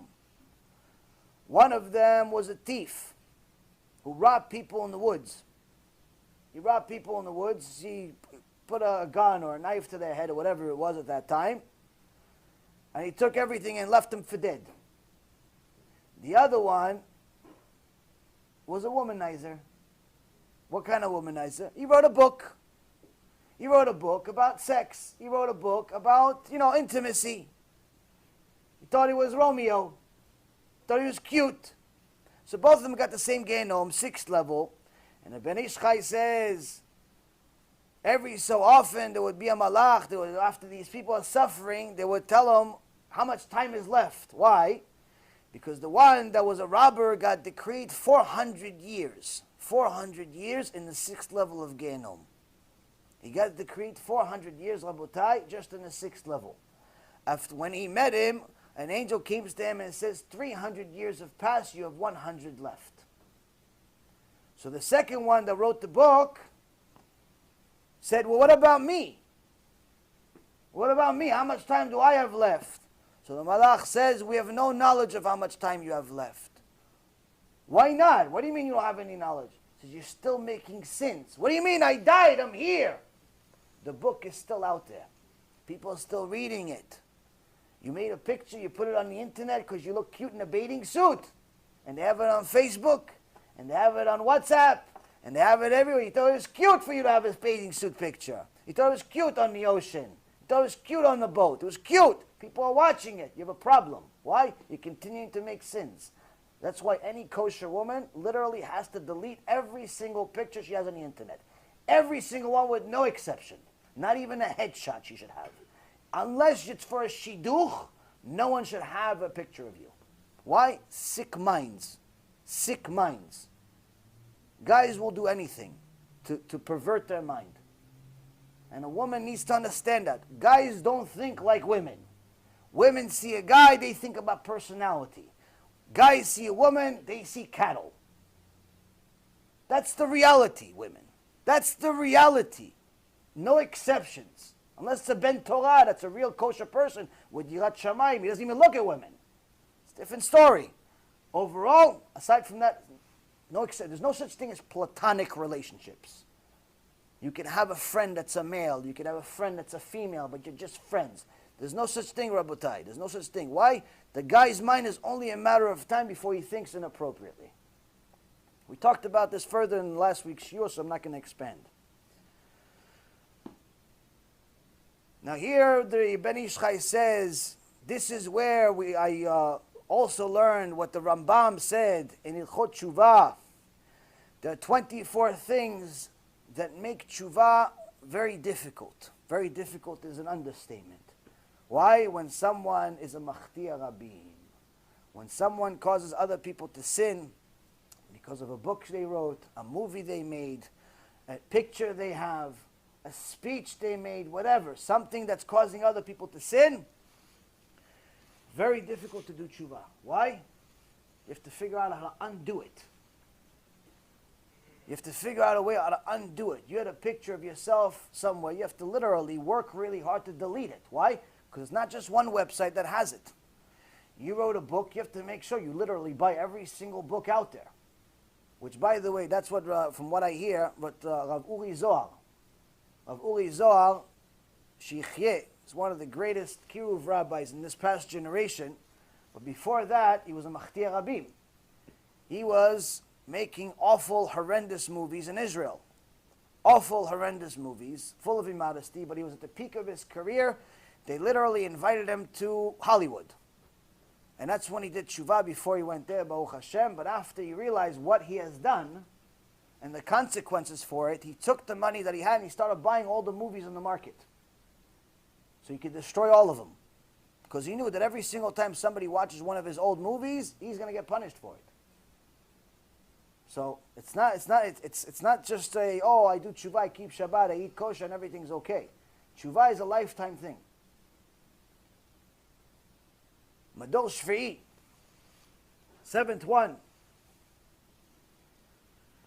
Seventh one,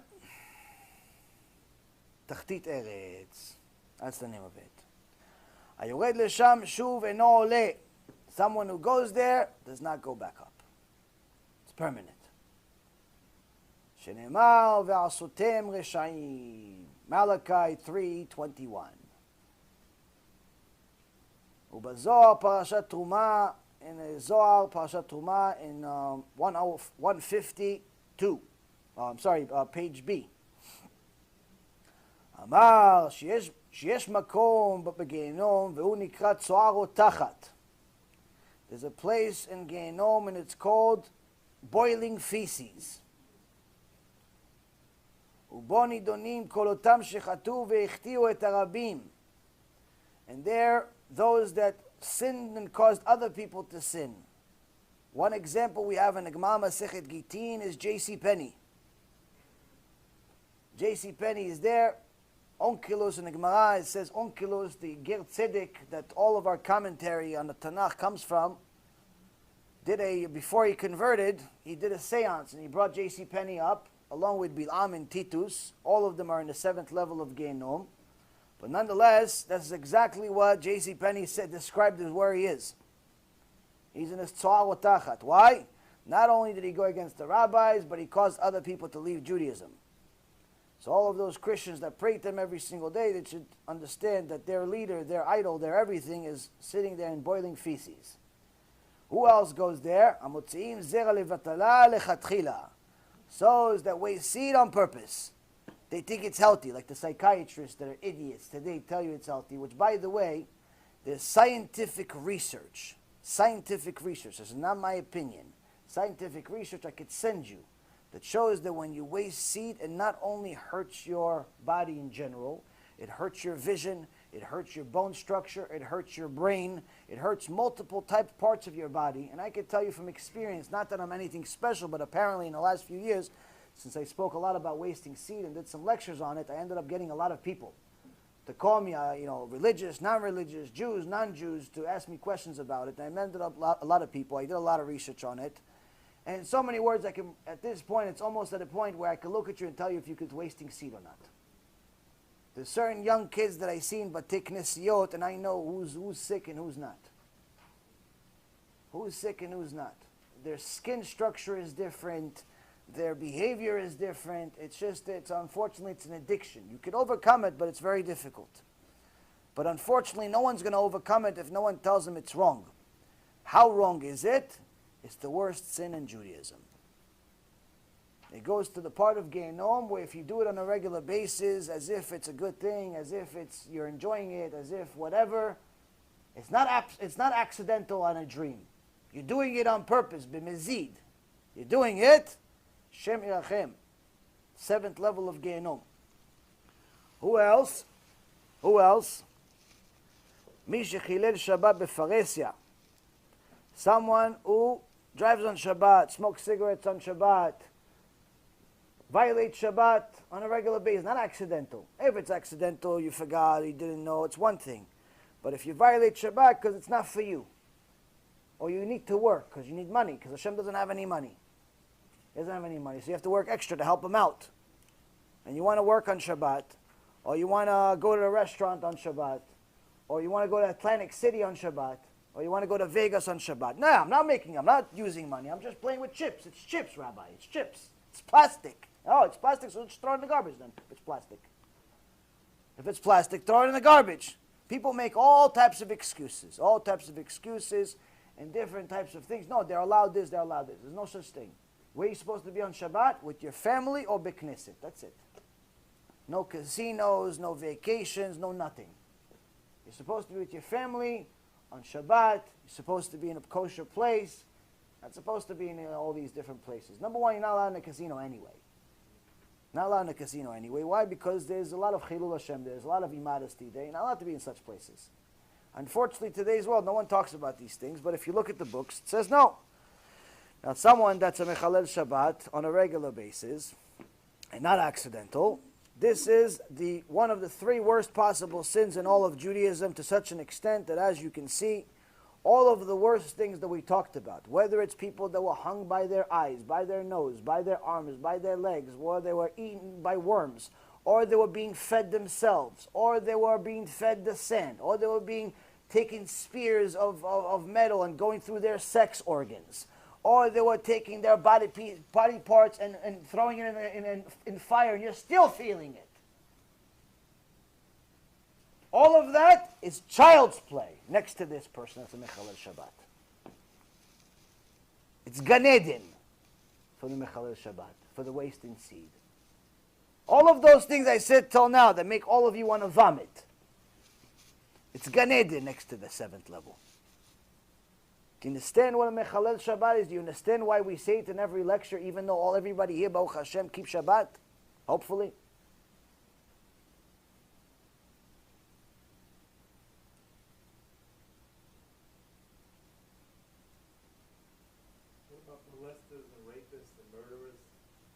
They have a special place also. They're in a 6th level, some of them in a 7th level, depending on which one, how bad, who, what, when, and how. Yeah, they have also a special place also. They have a special place, but those such people usually don't get the merit of going to Gehinom. They usually get stuck in Kafakela.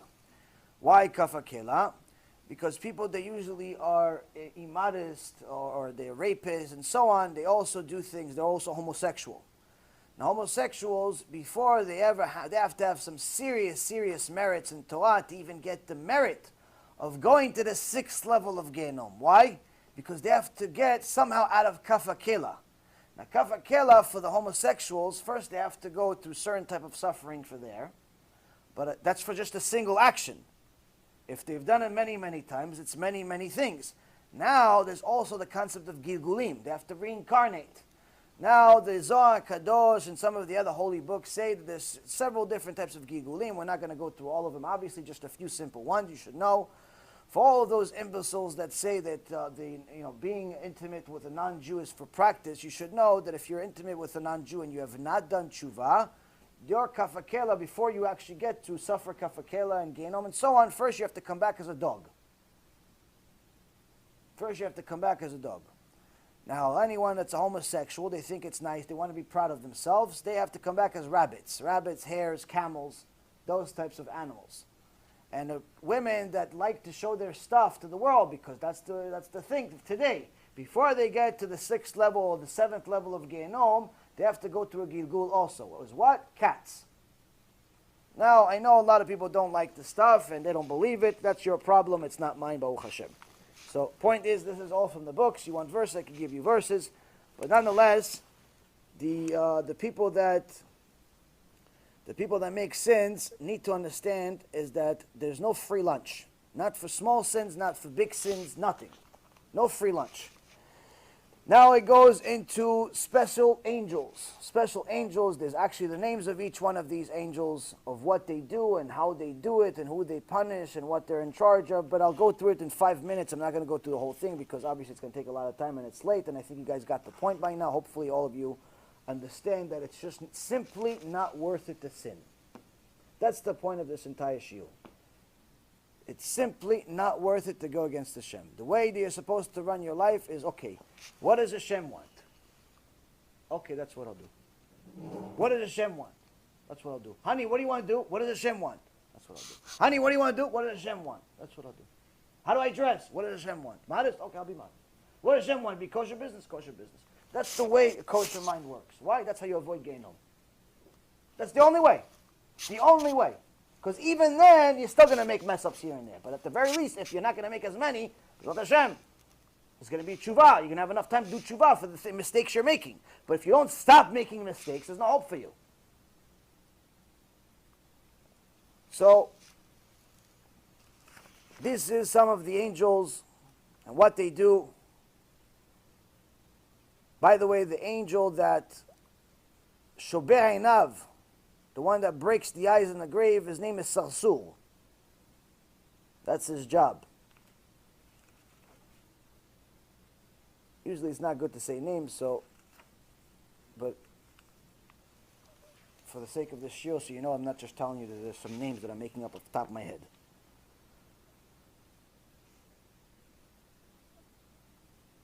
So those that are immodest in their clothing, immodest in their behavior, the guys that want a different girlfriend every other day, the guys that cheat on their wives, the women that cheat on their husbands, the women that are promiscuous, all of those people that think that being immodest is just a part of life. You know, you have 15 boyfriends before you got married. You have 20 husbands before you got married. All those people that think it's okay. Why? I'm only 25. I only have 15 boyfriends. What's the big deal? Oh, no, I don't want my daughter to get married. She's only 30. She's only 25. I don't want her to get married. She's too young. All these idiot fathers that don't want their kids to get married, they want them to date someone for a while. So you should know there's special things for them. What do they do to them? They take these people, and since there's no enjoyment whatsoever in Gehinom, and there's obviously no Yetzirah in Gehinom, but they force them to make the same sins even in Gehinom, but with pain. With pain. Those that were ne'uf and znut, all types of immodesty, all types of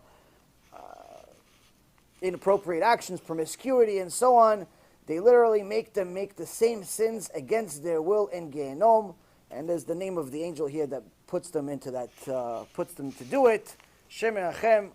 If you see some of the visuals of some of this stuff, I mean, there's no pictures here, but I know.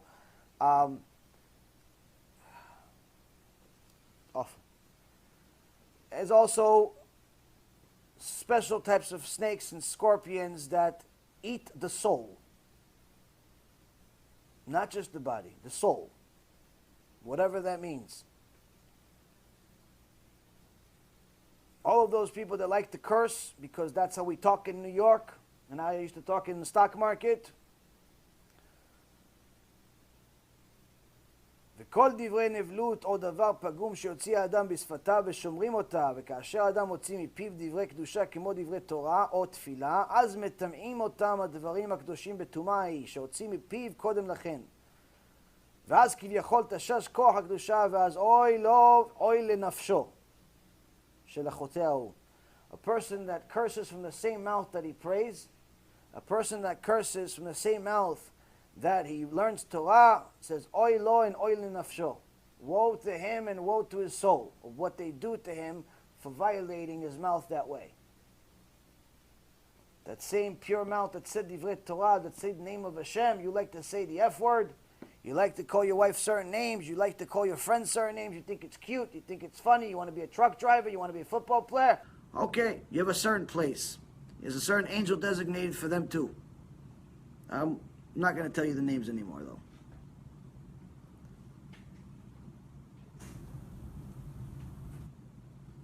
Just so you know, when it talks about that every time somebody is angry, it's considered avodah zarah, they actually explain it here in Rashit Chokhmah. It means as if you literally brought a korban, to the Satan.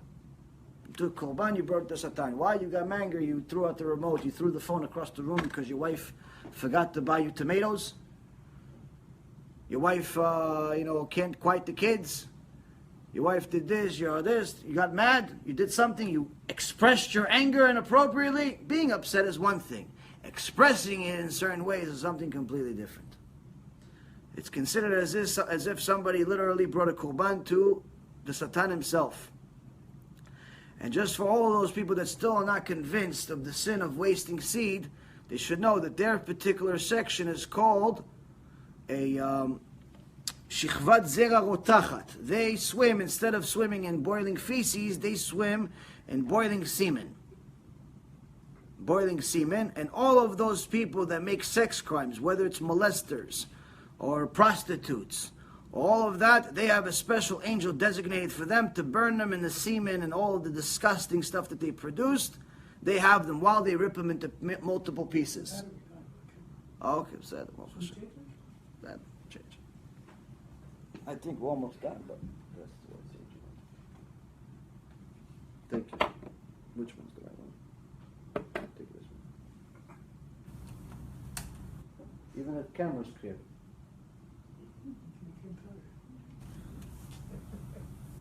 Yeah.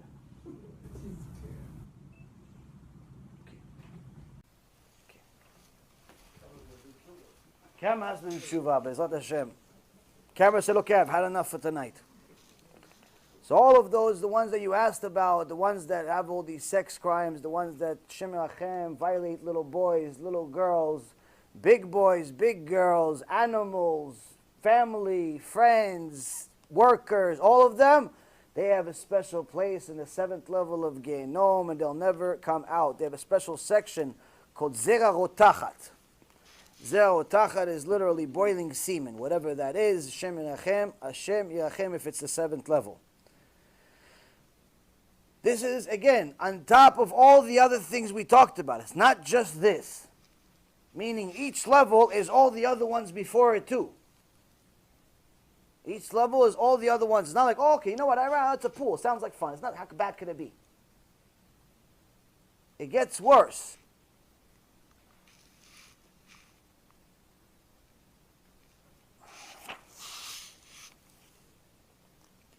We're almost done.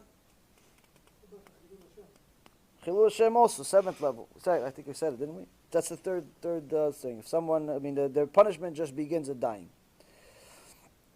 Also, one of the horrible things is for those that were jealous, for those that, one of the, different details of punishment, the bones inside, are on fire, the person's on fire, so in essence, their flesh looks as if it's okay, but in reality, they're on fire inside, they're like literally an oven. There's a special angel in charge of killing children and suffocating them. I mean, it's literally, it's just, you read some of this stuff, you're like, Hashem Yerachem, this, and now I understand what Moshe Rabbeinu was saying. What is this place? I mean, they're putting all types of knives and all types of cutting up, and it's awful.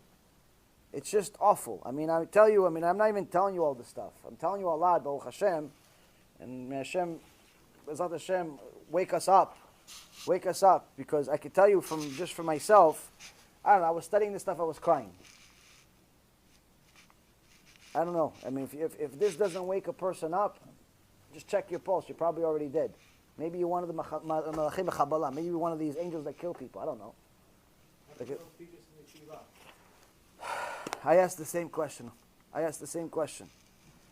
This is not just a nobody. This is Rav Eliyahu de Vidas. You know, Rav Eliyahu de Vidas was the student of the Arizal. Okay? And also the student of Rabbi Moshe ben Yaakov Cordovero. These are the two biggest Kabbalists in the last, pretty much ever, since Rabbi Shimon Bar Yochai. This is their Talmid. This is not some guy that no one heard of. It's not like someone says, we don't follow him. We don't hold by him. There's no such thing. It's no different than saying Vilna Gaon. It's no different. Somebody said one time, listen, you say Rav Ovadia, you say Moshe Rabbeinu, to me it's the same thing. Why? I don't have the idea of how great this one is, just like I don't have an idea of how great that one is. But either way, you know they're both great. Same here. This is almost 500 years ago this book is written. One of the books that I'm telling you over here. Rabotai, it's not a joke. I'll finish off with a few small things over here that I don't think we covered, so might as well, instead of having another shiur, I think we pretty much covered. Oh, and just so you know, for all those guys that think that a Gilgul, that reincarnation is like, you know what, I'll come back as a dog. I'll come back as a cat. I'll come back as a bunny. Sounds cute. You should know that the suffering of having a neshama inside a dog, inside a cat, inside a camel, inside a plant, inside a rock, inside a wall, inside anything but a human being is worse than Gehinom. What is it like? The Chachamim give an analogy. In Or Yakar Mishpatim says that Imagine there was a person that traveled with all of his merchandise. He had a lot of merchandise. He put his whole everything on the line. He's bought merchandise. And he traveled for 2 years. 2 years he's traveling, carrying this thing on his back. Hashem Elachem, what kind of suffering that is, carrying this thing on his back for 2 years to get to a destination point. He finally gets to the destination point after 2 years. They tell him, oh, what'd you bring this garbage for? Here it's worth 0. Here, everything you carried on your back for 2 years, le'avdil 70 years, 100 years, 120 years, here it's worth 0. That's a gilgul. That's the suffering. Why? Because now he has to go back all the way to where he was, another 2 years, and if he wants to make any money, another 2 years. Do you understand? So this is a gilgul. This is a reincarnation. It's suffering above suffering, because you thought you had it right. You got to Shamayim and said, no, you have to do it all over again. What do you mean? Okay, so I'll do it as a Jew. No, you can't do it as a Jew. You have to do it as a bunny now. You have to do it as a dog. Or the fish, the big mitzvah to eat the fish from... That's how these creatures are part of the tikkun. But the problem is that you don't always necessarily have an easy tikkun. Why? Sometimes a person can come back as a rock. Sometimes a person has to come back as a rock. The Ben Ish Chai tells the story that when they arrested him, he prayed to Hashem and he said, Hashem, why did you bring me here? And then he had a dream. He had a dream and they told him in Shamayim, you came here, the whole thing of you being arrested was because there's a few souls inside the wall of your cell. The only way they could do a tikkun is by listening to your Torah. Listening to your Torah. Listening. Why? Because they didn't want to go to Shiurei Torah. They wanted to learn, whenever they felt like it. So, being a Gilgul, it's not fun in games. It's not a fun thing. It's not it sounds like fun. I'll be a dog. My dog has a good life. That's what I used to say. I used to look at my dog. I had my dog 16 years. Greatest life ever. I thought, wow, what a life this guy has. Now I know. I read these things. I'm like, Shem Echem, what kind of suffering they have. Because the soul doesn't feel like a dog. The soul is the soul of a human being. It knows it's a human being, but the dog is a dog. And Rav Shani actually has talked to a few shiurim, talks about these gilgulim and all of these things where he saw it in his own eyes. He saw it in his own eyes where his father showed him, look, this cat is the soul of the neighbor that died just a little while ago. And I'm going to help him and so on and so forth. And you see strange things. Nonetheless, this stuff is real. Nonetheless, this stuff is painful. It's just not worth it to sin, Rabotai. It's not worth it to sin. We'll finish off with a couple of small things, and then hopefully try to finish it with something to cheer you up. So, as I said, Rav Eliyahu de Vidas is telling us 3 gates to Gehinom, the ocean, the desert, the land. Yerushalayim is 5 different types of fires.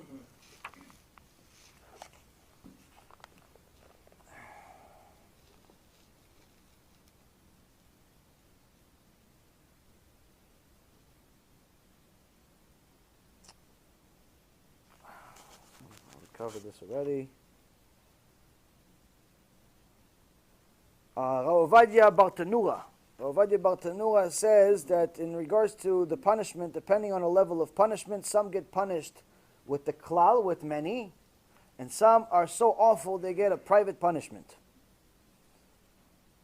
And even the Ramban Nachmanides, in his commentary on the book of Job, he says that the biggest suffering we've seen in the Torah is the life of Job.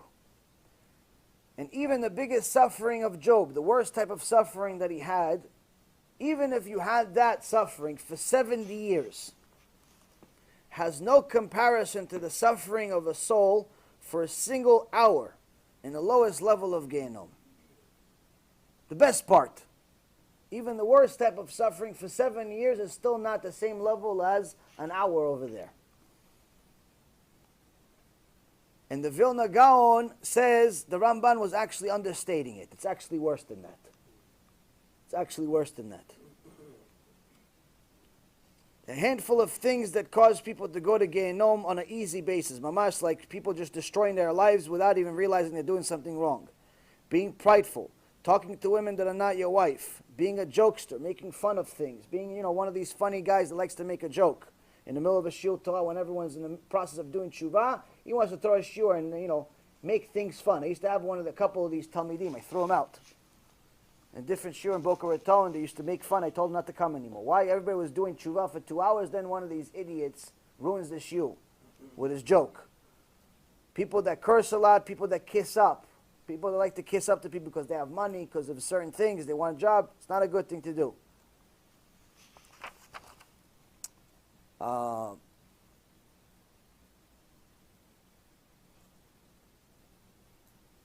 What keeps the fire of Gehinom continuing, the heat of Gehinom, is created by new sins in this world.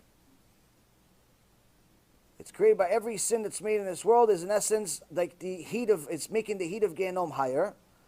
But the fire, where does the fire come from? The fire in the Gemara Masechet Chagiga says the fire comes literally from the angels themselves. The angels themselves that serve Hashem, they go in Shamayim. You actually read this. As a matter of fact, you read this every night, unless you, if you pray in a minyan. But if you pray by yourself, you read this. There's a bereta.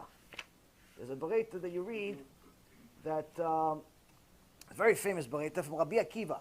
Rabbi Akiva אמר, חיה אחת עומדת ברקיע ושמה ישראל וחגו מצרה ישראל ועומד באמצע הרקיע ואומרת ברכו את השם מבורך וחוק ביהודי מעלה עונים ואומרים ברוך השם מבורך לעולם ועד. So Rabbi Akiva says there's a chaya, there's a special angel that Hashem made that his name, it's Israel, and it's imprinted on its forehead Israel, and it stands in the middle of the heavens, middle of the sky, this giant thing, and it says to everyone, bless Hashem. Bless Hashem, bless His name. And all of the other angels say, blessed is Hashem. That's His job. Now all of these chayot, they get close to Hashem, they sweat. What do they sweat? They sweat fire. Where does the fire go? It goes to Gehinom. That's where it goes. So the heat up of the Gehinom is from sins, but the fire itself comes from the angels.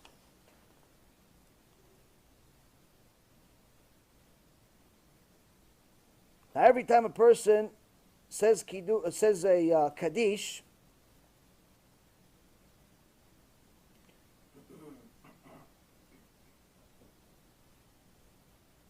every time people say, no, you should do Kaddish on someone. You should do Kaddish on someone. It's helpful, but only helpful to a certain extent. Only helpful to a certain extent. Now the Pele Yoetz says that if you're contemplating whether you should do Kaddish for someone or not, you should do it. Why? Because this person that died is like screaming to you like a dog. Please do Kaddish for me. Any type of help would be good. It doesn't take a person from the 7th level to the 6th level or anything, but it helps. Anything will be good. A moment, 5 minutes of less suffering is good. Sure, that's even more so. That's every second you're learning as Torah is amazing. So we'll finish off with this, Rabotai. The Gemara Masechet Tamid, Eliyahu Navi says the Gehinom is in the Rakia, but some say it's beyond the darkness. This, in essence, is referring to there's two types of Gehinom.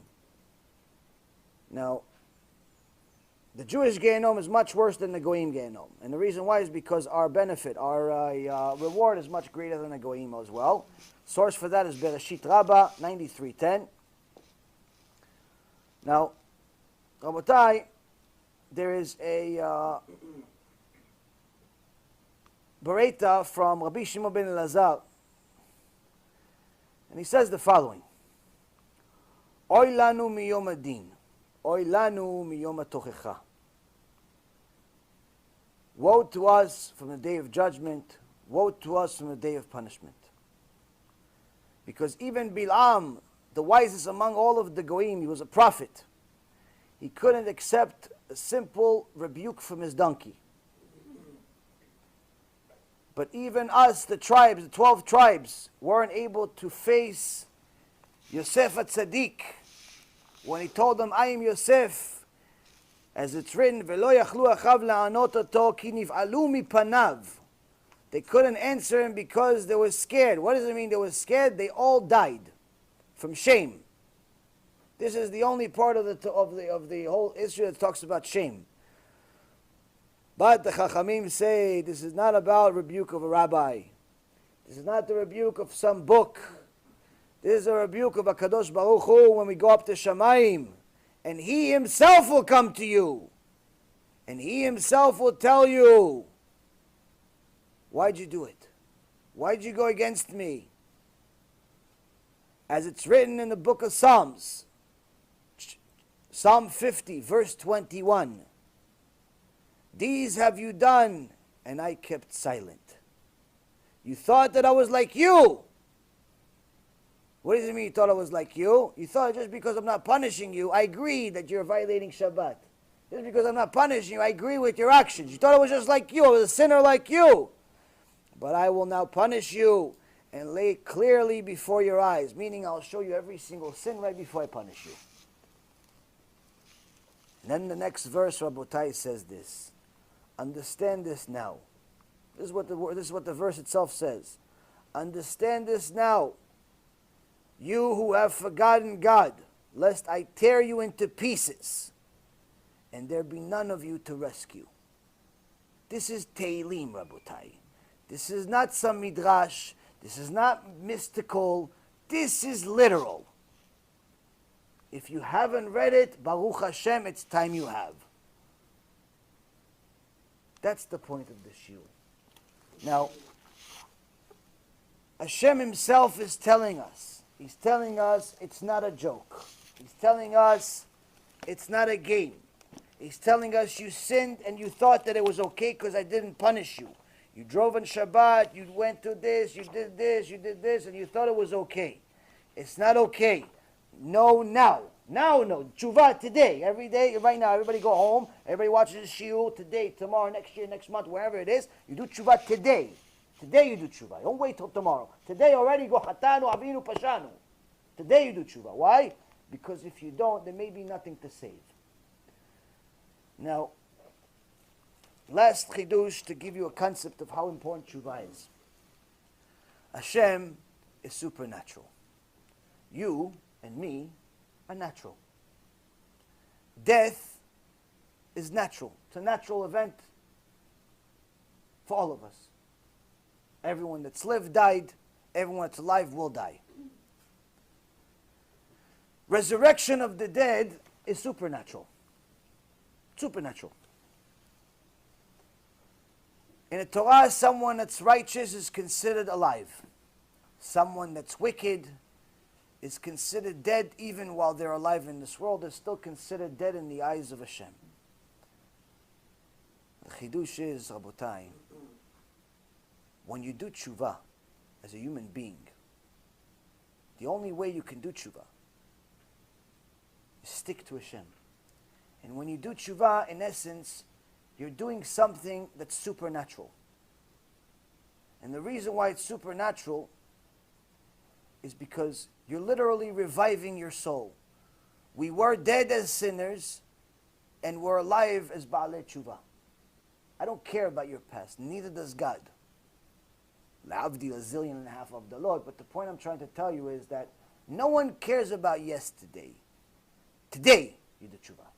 Doesn't matter who your father is, your mother is, your neighbor is, your rabbi is, your this, it doesn't make a difference. Today you do Tshuva. Whatever it is that you're doing wrong, whatever it is that you're doing that's not in the Torah, that's not good, today you do tshuva. I know it's hard. Everyone knows it's hard. But you got to do it anyway. Why? Consequences are too dear. But the beauty is that when you do tshuva, you're a superhero. Because you're literally doing something supernatural. You're bringing something that's dead and making it alive again. So it's a supernatural action by a natural person who made a decision to put the supernatural, to put Hashem in charge, to put Hashem in control. You're resurrecting yourself. Tshuva is good for you. No one gains more than you. And like Rabbi Yisrael Misalant, alav shalom and zchuto tagen aleinu, said, even if it was simply avoiding the fire of Gehinom, and that was the reward itself and nothing else, it's still worth it to do tshuva. Because the punishment is dear. So Be'ezrat Hashem, HaKadosh Baruch Hu will have mercy on us and open our hearts to do tshuva, to overcome our Yetzirah, to overcome all of the evil inclinations that we have, and realize and visualize and understand how horrible it is to go against Him. Because once you open up the door and you start doing tshuva, Hashem does the rest. You're a natural doing something supernatural, and therefore the supernatural will take charge, and Be'ezrat Hashem get us all to Gan Eden. So all of this will just be a simple shiur. It's a distant memory of bad things that could have happened but never did.